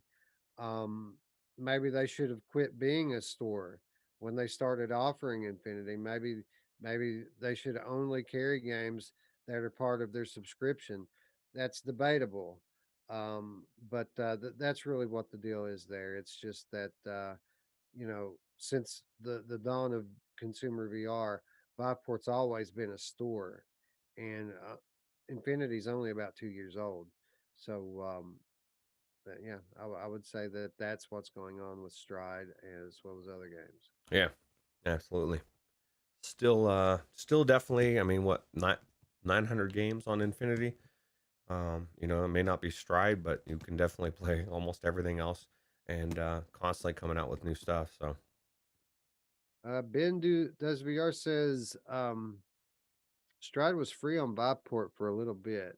Well, if that's the case, and I don't know if it was or not, I'm sure that it was due to some kind of contractual agreement with Joyway. I know Joyway has other games that are on Infinity, like that Change Ranger and that last one that they put out uh, that manipulates time. okay, Um, I know those games are on Viport. I don't know what the deal is with Stride, but if it's not free on Infinity anymore, I assure you it's not because Viport doesn't want to offer it. I'm sure it has something to do with the Joyway not wanting to give their game away before it comes out of early access. yeah, absolutely. Scion VR says he's playing Hellblade: Senua's Sacrifice in VR late likely. Do you think it'll be? Love it. Is that a good thing or good Yeah, I love game? that game. It's one of my favorite games in VR. I love it. It's Yeah, it's it's it's amazing. awesome. Yeah. Amazing experience. Too bad he doesn't have a next gen headset to enjoy it on. It could look even better, Scion. But I value your tenacity and sticking to your guns, and eventually you'll experience the goodness of the next gen. It might be the third gen though. Radio Run. By the way, Vector 36 put out a new update last week. I might have to check it out again. It's also on Viport Infinity if you're into those pod racer type games. Yeah, I've never So played it. perhaps, dude. Yeah, check it out. Ben does VR. Hellblade is a must play. Absolutely. Absolutely agree with that. Yep.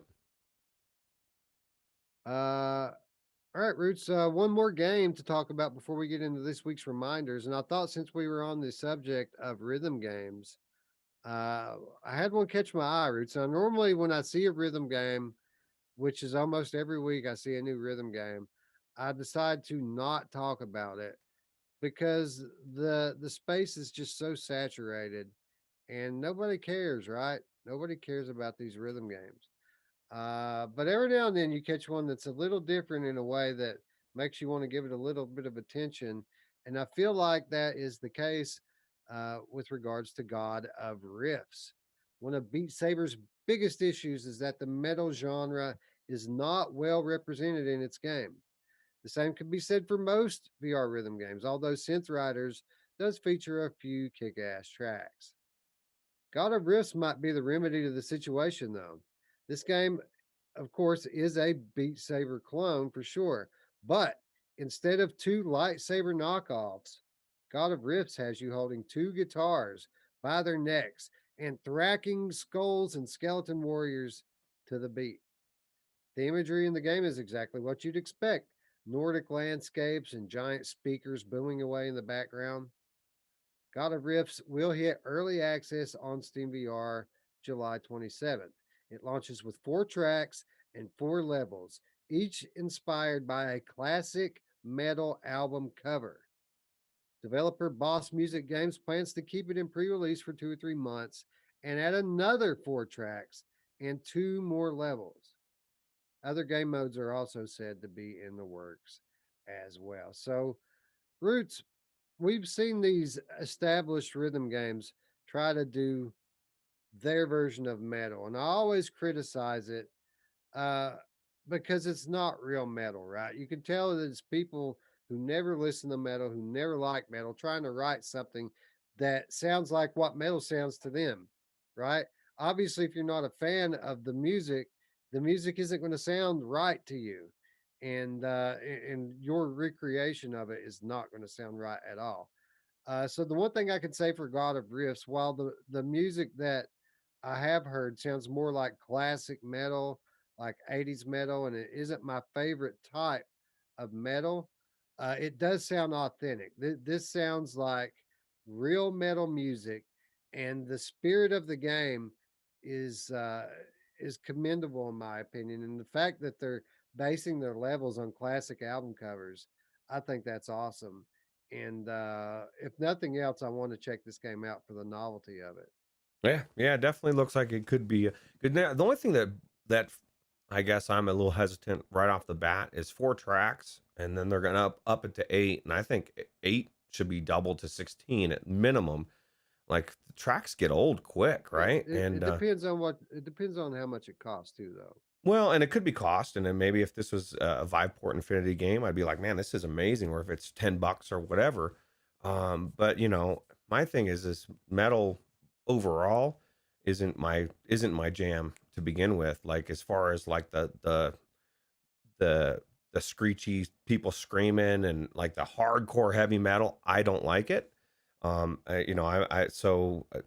appeal to me isn't as much. I just think that as long as it doesn't stop at 8, I think if you stop at 8, your game's done. You know what I mean? Like I would rather pay more and have more tracks. Granted, it's going to start where it starts, and then they're going to add just like everything else. But one of the best things about Beat Saber is of course, it's taken time. They do have quite an extensive library of music, right? And you can play a lot of different tracks. This has got, a couple levels and a couple songs, and I'm just submitting that for it to be really successful, I think they need to add more. And I mean, it's really not about what I like.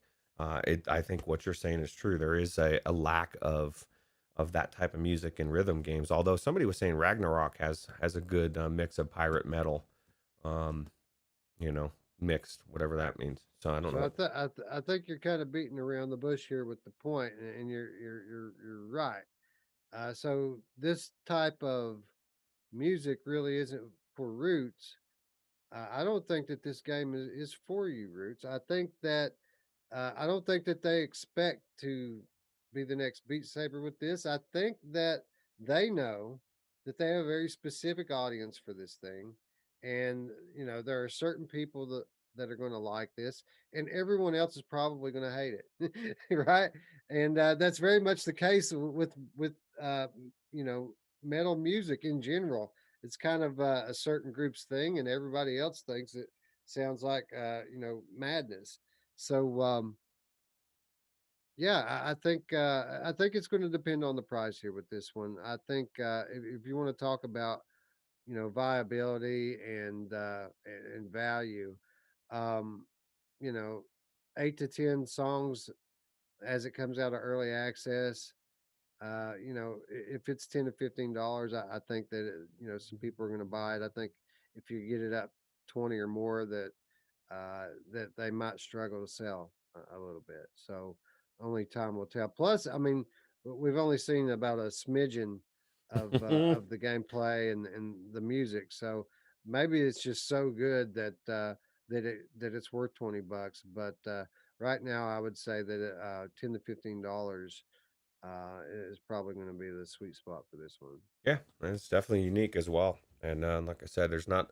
It's trying to hit a niche that really isn't out there as far as the music wise when it comes to rhythm games, because everything's cookie cutter pop stuff, most of it anyway.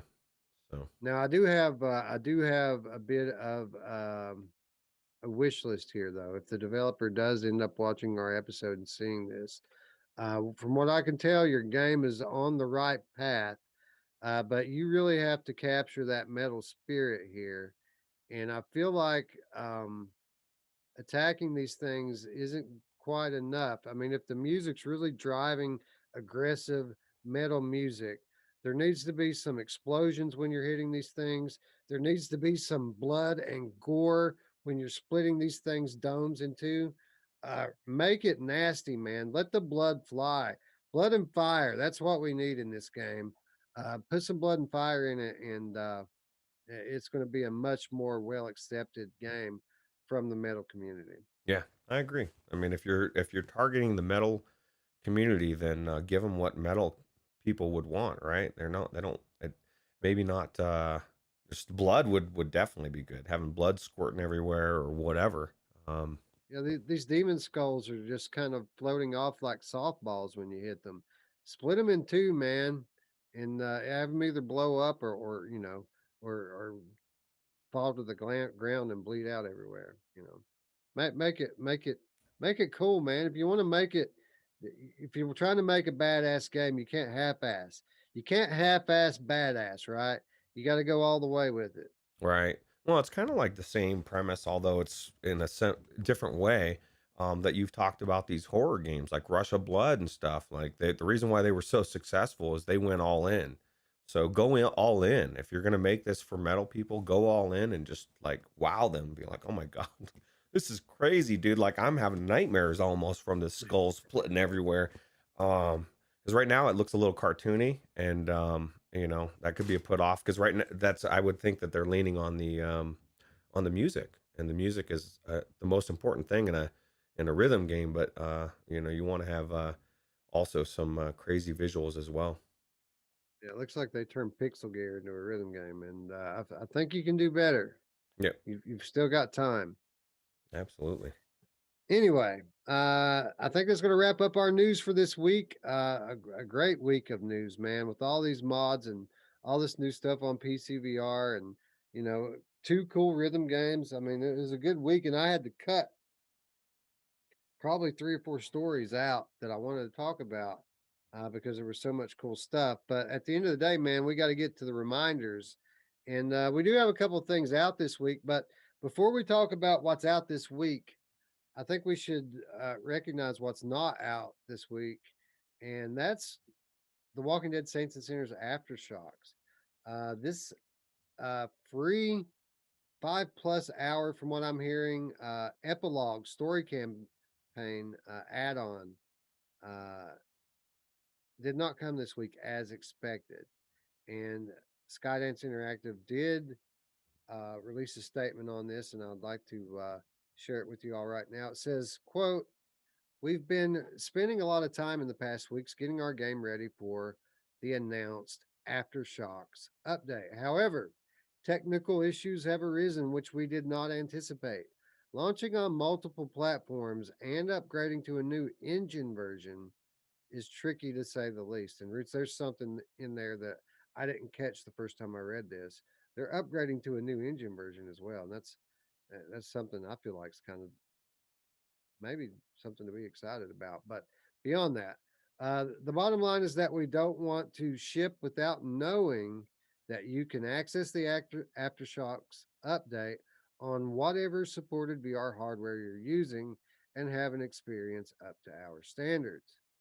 As such, we've made the hard decision to delay this update initially planned for May 20th.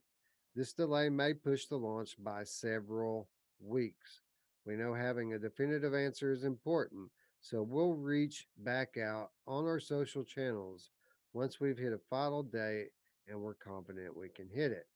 Thank you for your support and patience, the Skydance Interactive team.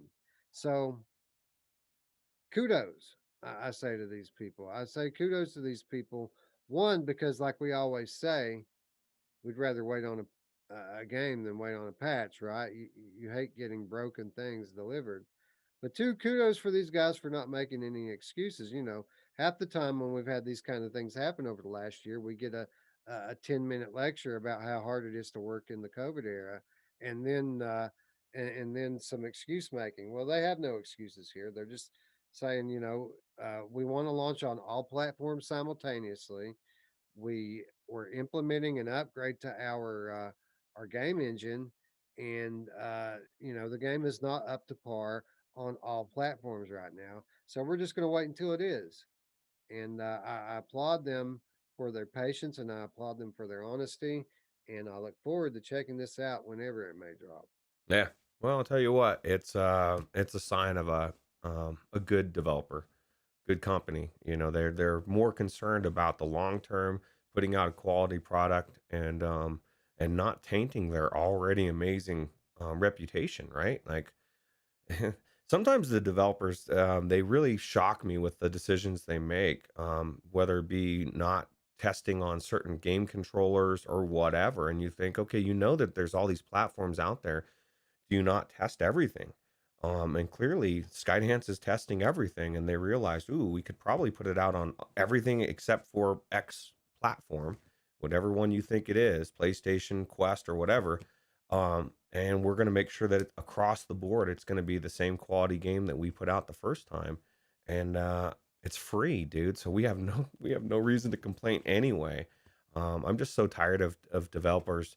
You know, I kind of feel like it's a slap in the face to consumers. Like they're telling you we don't care as much about you as we should, and clearly they do. And so I'm even more psyched to play this game when it comes out, or this expansion. Uh, so I think it's a good move for sure. Yeah, 100%. Now, with that said, we do have some stuff coming out this week. PlayStation VR actually has Gadgeteer coming out. This is the Rube Goldberg puzzler coming from Metanaut. The game launches on May 25th for only $15 on PlayStation VR. This is a fun game, and I recommend it to anyone who wants to just sometimes, sometimes you just want to chill, Roots, and tinker. And this game's all about chilling and tinkering. It has great controls. and great controller mechanics in the game. Um, and you can pretty much kick back and play this game anywhere. And I feel like it's going to translate very well to PlayStation VR.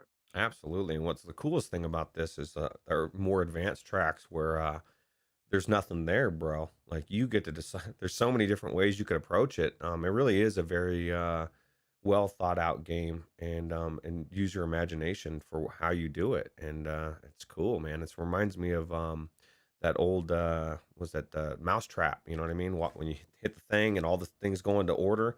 When you finally set everything up and you set it into motion, it's cool to watch it and see if it's going to work or not, right? See if you did it.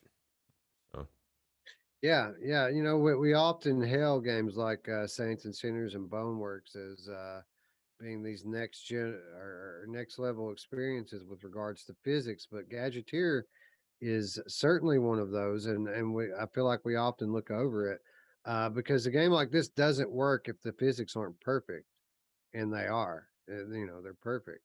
So kudos to Metanaut and congratulations on finally launching on PlayStation VR. They mentioned to me well over a year ago that they were going to be coming to PlayStation VR, and it had taken so long. At some point, I wondered if maybe they just decided not to do it. But here they are. The day has finally come, and I feel like they're going to be rewarded for their hard work. yeah, absolutely. This isn't the only PlayStation VR game launching this week. I forgot to put it on my list, but there's another puzzle game coming out called Boxed In, Hmm. which is it's a puzzle game roots that supports the aim controller. Wow. Oddly enough, where the walls close in on you like these colored boxes uh, are closing in on you, and you have to use your gun to kind of shoot out certain colors based on the rules of the game. Um, I thought it was going to be trash, Roots, but apparently it's not. Oh, well, hey, I'll tell you what. That sounds interesting. I didn't even know this game existed, or I'll switch to a trailer. But it sounds like it's pretty intriguing to me. Not trash. That's all. Not trash. Well, It's not trash. I can say that. that's good. Anyway, what else comes out this week? Well, we mentioned at the top, and again, shout out to Lipnox VR for reminding me that Forever Bowl comes out this week. This comes to us from Forever Games, launching on May 27th, I want to say, for the Oculus Quest. Conflicting reports on when this game actually launches, but their website says May 27th, so I'm going to go with that, Roots. And I'm looking forward to checking this one out. And I think there's a lot of stuff that we might talk about on the show this week on Virtual Show. I feel like this is one that we're definitely going to be talking about. Yeah, dude, I can't wait to try it out. Just the different balls. Who else likes different balls? My But yeah, mom! the different, like looking down and seeing a cool thing in your space thing in your ball or whatever is just super cool. And I'm excited to try it, man. It's and it's multiplayer. I get to play with Wes, and you know what I mean? Like it definitely looks cool. Lipnock says NDA is the 25th. That's all I know. Yeah, the NDA does lift on the 25th. That is true. I don't know if that means the game's going to launch on the 25th. But I checked their website out right before the show, and it says the 27th. I think there's even another thing out there that says the 28th. Mm. So it could come out as early as Tuesday, but it might be Wednesday or Thursday. So just keep an eye out for it on the Oculus Quest store. There's already a page up for it. You can go ahead and wish list it now. And I guess that's a good opportunity for us to move into our next reminder, which is let's wish list the game. Let's support the developers. Let's do our part. Roots, I wish we could wish list these mods because I feel like those are the guys that really deserve our support this week. Yeah, well, we're doing our part to at least let people know that they exist, and there's a reason to buy these games again, right? If you're like Wes and you somehow held off playing Red Dead Redemption 2, man, now is the time to play it. And how exciting, right? Yeah, yeah, absolutely. I'm sorry, I got caught in a thought here. People are are bantering back and forth about Forever Ball in Mm. the chat here. Apparently, it is the 27th. The NDA 2 days prior. So the NDA is up on the 25th. But I asked them specifically because they didn't tell me about any kind of embargo, and I had to email back to them to make sure we could talk about it on the show this week, um, because I think our show was going to happen before the game actually launches, and they said, yeah, you can talk about it as of the 25th. Mm. And Tyler obviously has a little more knowledge of the situation and says that the NDA is scheduled for 2 days prior to launch. So there's your confirmation. The 27th, which is 4 days from now. So that'll be like Thursday. This game becomes available. So tune in on Tuesday to the virtual show and we'll tell you whether or not to go buy it. Yep. And Lipnox VR says Jetborne Racing has got his wish list. Hey, dude, that's a good call. That's a good call. And I think I've already wish listed against, or as the Canadians like to call it, against. Mm-hmm. Uh, I think I'm going to go with Into the Darkness Roots. I think that of all the games we talked about today, and we talked about some good stuff, and everything that we talked about on today's show, I want to play. But if I had to pick one that I feel like a year from now I'm going to be talking about, it's probably Into the Darkness. Yeah, agreed. Amazing, right? Yeah, it looks incredible. So I think that's the one I'm going to go with this week. You guys be sure to let us know in the comments down below. I don't know why I keep saying that, Rich. Nobody ever tells us in the comments what they wish listed. Mm. Ever, ever, ever. So, I mean, except for the people who say I wish list everything you guys talk about, right? Because there are people that do that. But I want to keep saying it, Roots, until somebody does it for the algorithm's sake. Let us know what you wish listed in the comments down below. We really are curious. Uh, we had quite a lineup this week. What are you guys most excited for? There's so much, right? Yeah. So, what are you going with? You going with the jet game? I'm gonna go with the Jet game. I also have against Against. yeah, wait, I'm not Canadian. I also have against wish listed already. That's the problem, is most of these games we already have them wish listed and ready to go. Apparently you couldn't, if you wanted to wish list God of Riffs, you can't, because somebody was saying they couldn't find the Steam page, which is odd. Sometimes I wonder. Well, that game it's not scheduled to launch till late July, so Okay. yeah, it's going to be a little while on that one. Let's see here. Oh, Eddie C says he can Canadians do not pronounce against like that. Just an FYI. Well, Bret Hart does. yeah, in our mind it does, and that's all that matters. I've watched enough WWE to know that's how Bret Hart says it. So. Mm. And Lipnox says he can confirm that as well. Oh, you did find the Steam page for God of Riffs. Okay. So somebody said they couldn't find it earlier. So that was fake news. That was as much fake news as the guy in the Forever Bowl playing without an extra elite strap or something of that nature. Nobody uses the jock strap, bro. I can't find Into the Darkness on Steam, Roots. Ooh, that's weird.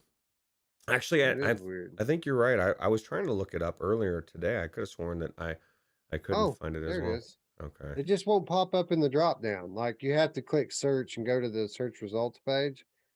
But it is on here. Okay. It's already on my wish list. and It's already on there. That wouldn't surprise me. And Onakazi can confirm. He says his Toronto friends do in fact pronounce it against.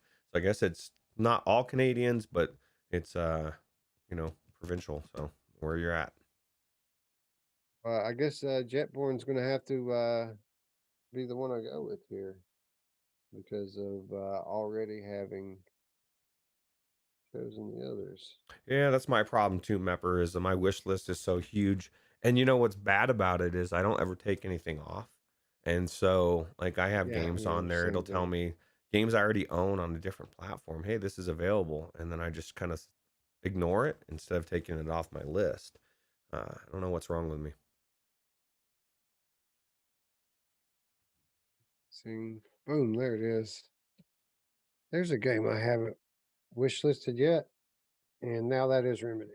Yeah, now we got them all wish listed and we're ready to go.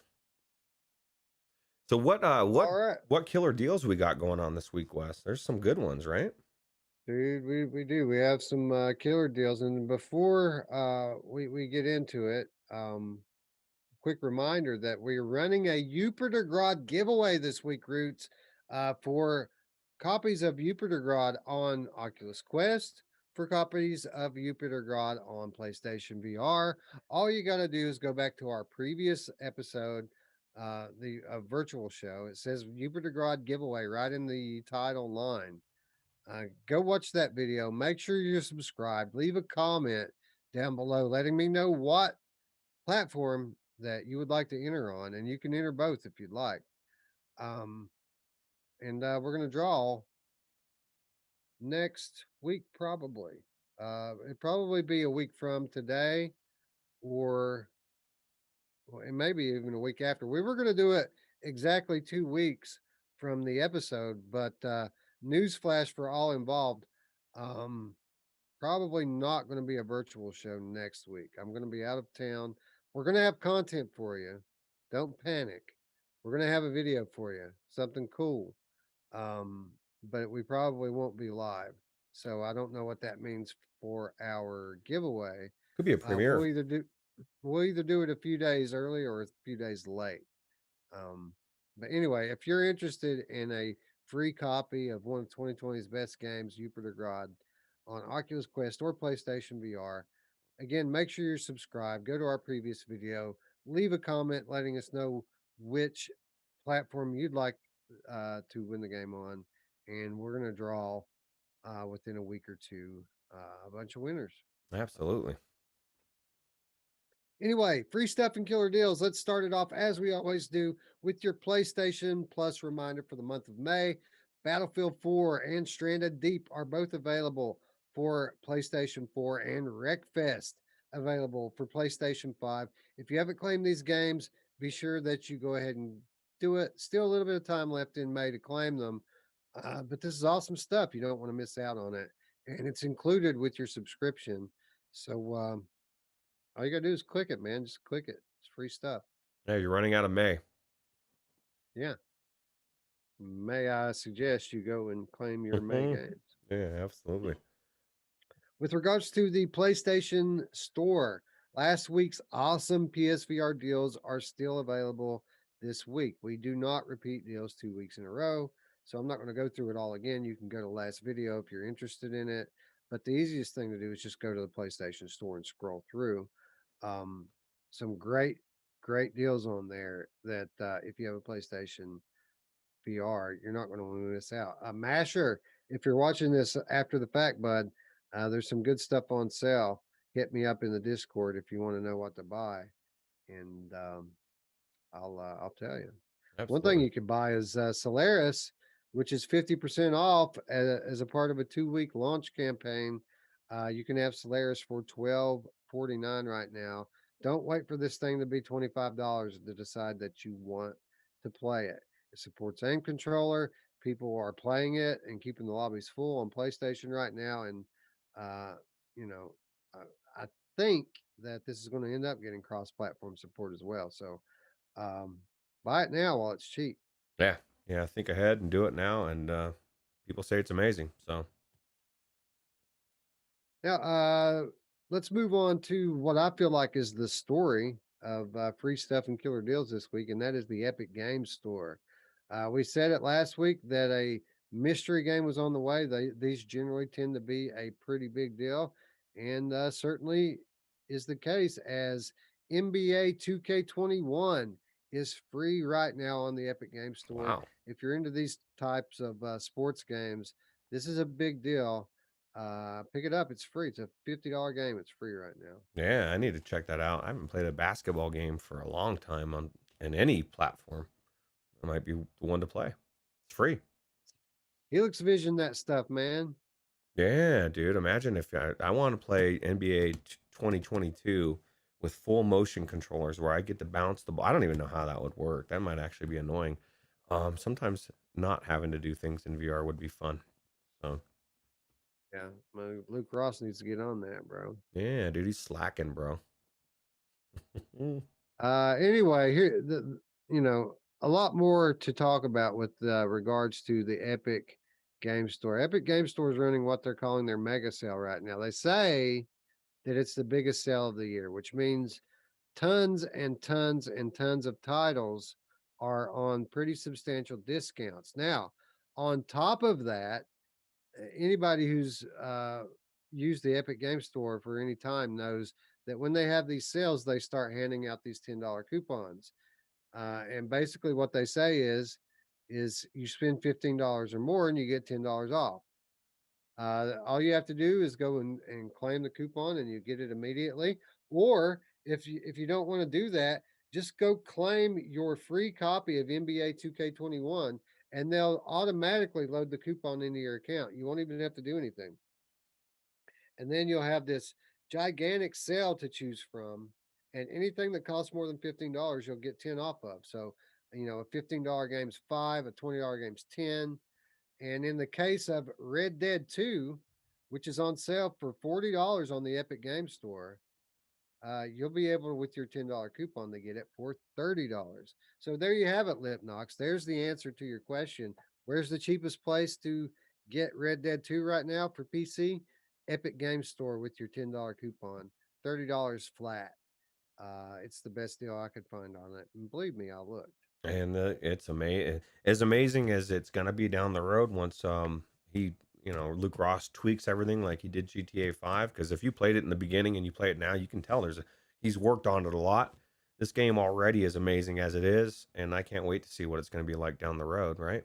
So Yeah, absolutely. So I mean, and beyond that, we talked a little bit about the improvements to Z Buffer 3D and vorpx, and these types of sales are great opportunities to pick up games that you can play in vorpx. Games like Death Stranding, which is on sale for $24, and with your coupon, Rich, you can get Death Stranding for $14 right now.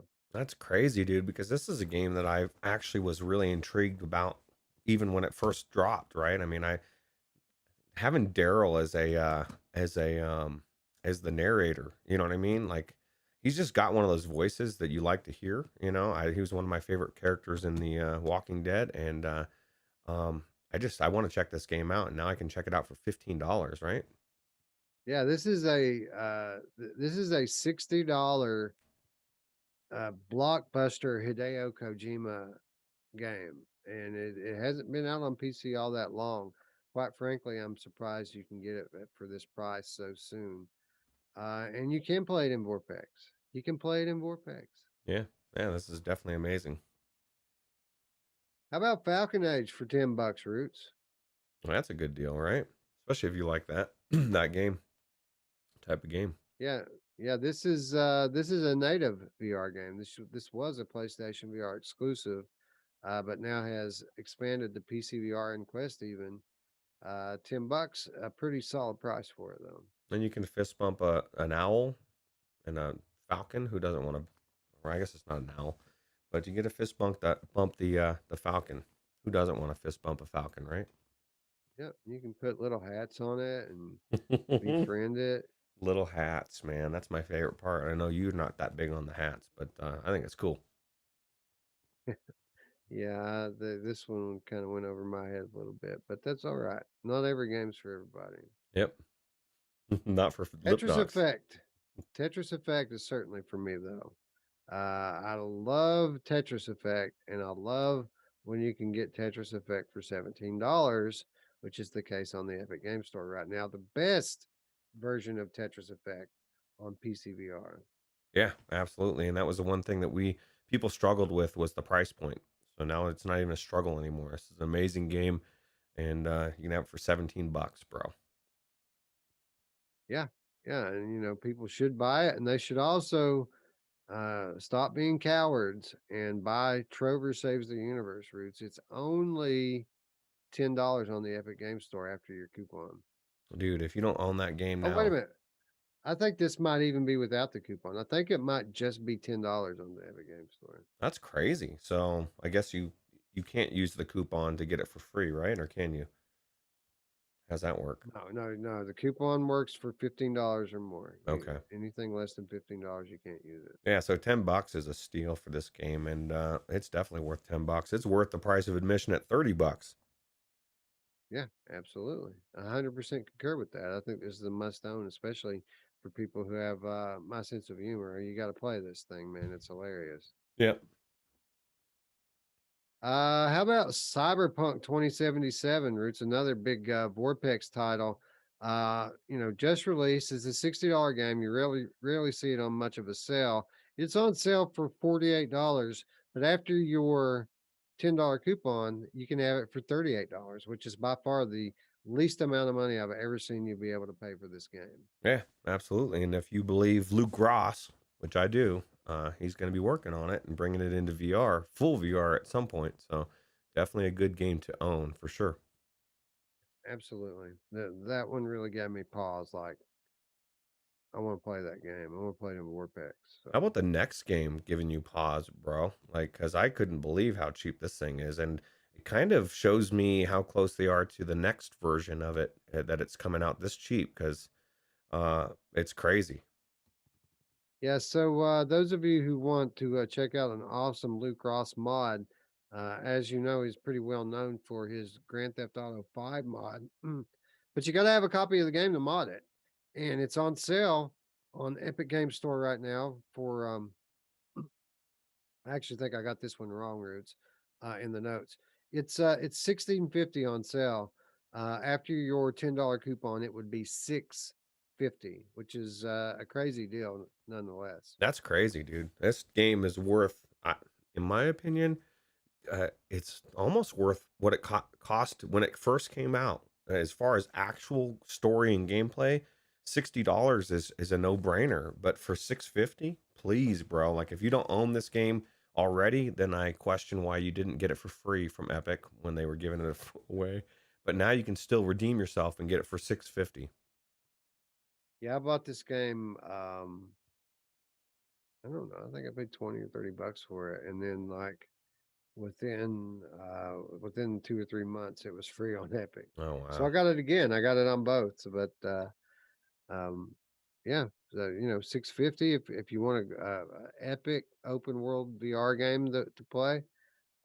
Grand Theft Auto 5 is the one, man. It's actually a good game to have two copies of for the mod because I own it on Epic and I own it on Rockstar, right? And so if I want to play one version in VR, I have that one modded, and my other version because you can't play the online stuff, which is the best part of GTA 5 in my opinion, in VR, at least not currently because they deem it as a cheat or a hack. But it's definitely would be amazing to be able to do that in VR as well. But for now, I have to have two copies of it to not have to uninstall and take stuff out and do all sorts of weird stuff. Tyler says one of the best games of all time. Yeah, I think I would have to. I think most people would agree with that. Nope, not Eddie C. Eddie C says he disagrees. The Witcher 3.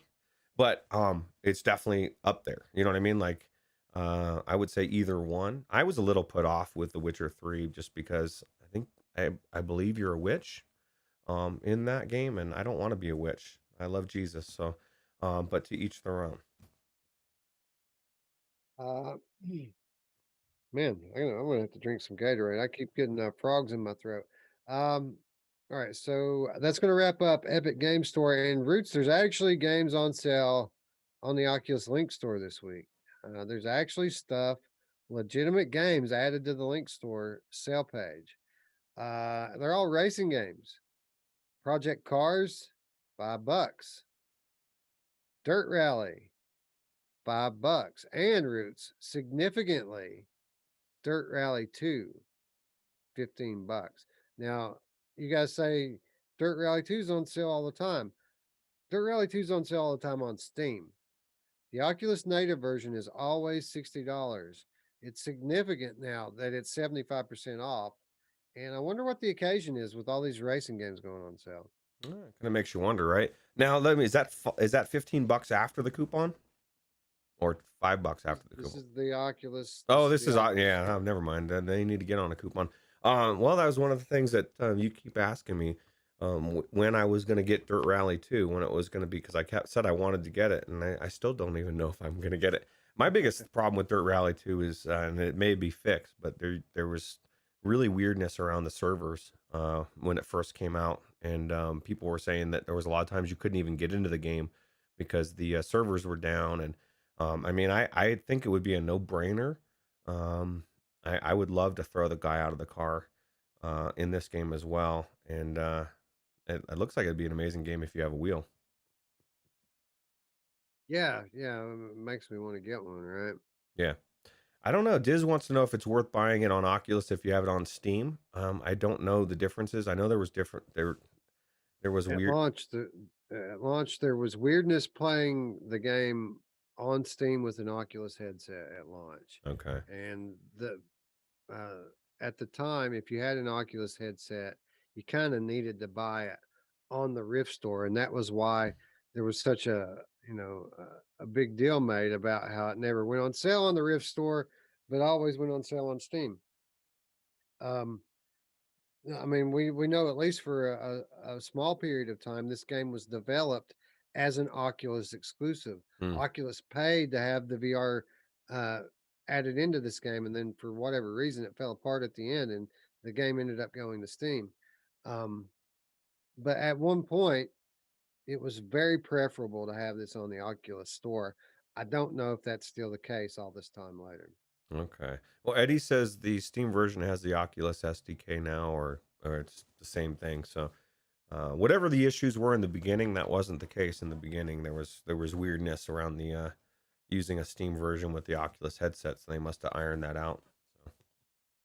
So, And we move on to the Oculus Quest store. Daily deal today is Cookout. Cookout is $16. So those of you out there who want a fun and addictive party game for not much money, there you go. yep, Cookout, 16 bucks. yep, Then we have our bundles. The first bundle, pretty awesome, dude. Two of the best puzzle games in VR. Mist, along with the Fisherman's Tale, $32. You're pretty much buying Mist and getting Fisherman's Tale for free.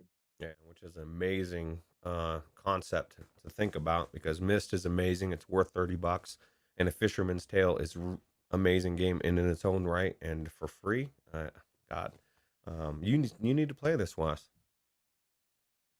Yeah, yeah. I mean, I love Mass Maker. I love the polish on it, man.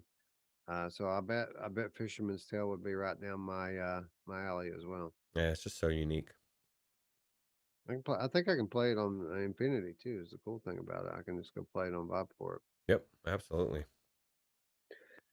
The other bundle, Satan VR, or Hmm. I guess most people call it Catan. You say it with a hard C. I say it with a soft C. Satan VR and Tsuro. 20 bucks for the two titles. I don't know much about Suro. I know a lot of people like Catan VR. So I think it's another one of those deals where you buy one, get one free, right? Yeah, I don't know what the heck Suro is or how the gameplay goes, but I was watching this and I was very intrigued. It definitely looks different for sure. Yeah. Yeah, I think that's safe to say. Yeah. This is a very different type of game. Moving on. Oh no, one more note when it comes to Oculus Quest. Touring Carts has released on Oculus Quest on the App Lab, and get this, it's free. You just go have it. You want touring carts, just go get it. It's free. Now there's a pro version for it, right? Supposedly, I thought. That's what I hear, but I don't. I think it's all superficial stuff. I think the game you get is the game we played before. Okay. Yeah. Oh, well, I had a hard time finding this game, Wes, for free on the App Lab. I couldn't find it until I clicked on the link you posted in Discord. Almost like they're hiding the App Lab stuff on the Quest store, but it's weird, man. Like I should be able to pull it up, type it in, and it comes up. I shouldn't have to search for something so difficult to find. Hopefully they fix that. There should be a central hub that you can browse for this stuff. I mean, Yeah. I know SideQuest provides that to an extent, but it's still it's not comprehensive. It doesn't have all the titles. Oculus is hosting all these titles. They should host a website or something that has them all on it. You shouldn't have to type the title in perfectly to the letter to be able to find this stuff. Yeah, that's weird. Anyway, it's free. It's a fun game. I kind of felt bad, man, because we pumped up Dash Dash so hard last week, deservedly so. We kind of crapped on touring carts a little bit, and it's not a bad game. It's just, it's not Dash Dash, and I mean, it's free, dude. Yeah, Dash Dash is like $30. Touring carts is free. yeah, it's awesome. Yeah, so pick it up. It's fun. It's fun with a friend, man. It's multiplayers, Yeah, free multiplayer game on Quest. I mean, you can't beat that, son. yeah, absolutely. All right, that takes us to Steam, where Pinball FX2 is $5, unless you want to get the season one pack included with it, in which case it will be $15. Yeah, don't make the mistake I made and buy only the $5 version and then realize that the expansion is $30 and um you can't buy it separate like the same. I mean, you can, but like if you buy the $5 and then you say, oh shoot, a day or two later I want to get the other one for 10, you can't. It's all a package deal or nothing, and then you have to wait for the actual sale on the season one. And the season one has really cool tables, so just pay the 15. Don't be cheap. I guarantee you'll like it. Yeah, If Rich you has always maintained that you should always buy the pack when it comes to Pinball FX2. Yeah, it's awesome. Shadow Legend on sale for $12. Certainly worth the $12, right? Yep, absolutely. Super cool. Robinson the Journey. For my money, still the most convincing dinosaurs in VR. $5. Yeah, $5 is a no-brainer for this game. Still high quality visually for this game. Even in 5 years after it launched, it's still a beautiful game. Yeah, absolutely. Hinge, $13 already. How crazy is that? Yeah, if they had just waited a little bit longer, they should have delayed their release, and then I mean, it would have been a completely different story, unfortunately. Speaking of a completely different story, they've added in more story content to this game. Oh, Like they continue to update it. wow. Well, it's definitely a good game, definitely worth $13 for sure. Yep. Detached, $6. This game just got an update, Roots. This game came out in 2016. Just got an update with a new tutorial and Valve Index support. Oh, wow. That's crazy. That's $6. Yeah, $6. definitely worth $6. How about the Merowyn bundle, which contains Boiling Steel and Guns and Stories Bulletproof for $11? Oh god, that's a no-brainer. I really enjoyed both of those games, especially the Guns and Stories is what it's called, right? Yep, agreed. Both very good. And then Contagion VR Outbreak, $5. Yeah, that's definitely worth $5 all day. Lipnox VR. I want to hear if Alex VR is for $1 is okay, just to see it in VR. I haven't checked out Alex VR, to be honest. I don't know. Yeah, me neither, but it's $1. I mean, check it out. If you don't like it, return it. Although, yeah, that's $1, right? Now I'll tell you what you should check out. And as we move on to Viveport, um, I didn't notice any notable new releases in the Infinity catalog, although there were some new stuff. We're talking some super indie stuff that I never heard of, so I didn't list it. But what I did want to mention is the Museum of Other Realities is listed as free on Viveport right now, and that's free to own, not as a part of Infinity, like free to own. And the reason why is because, as is the case from time to time, the Museum of Other Realities hosts these festivals or these art displays. Generally, they tend to be um, impressive and worth your time. And it certainly looks like that's going to be the case for the Immersive Arcade Festival, which is being held right now.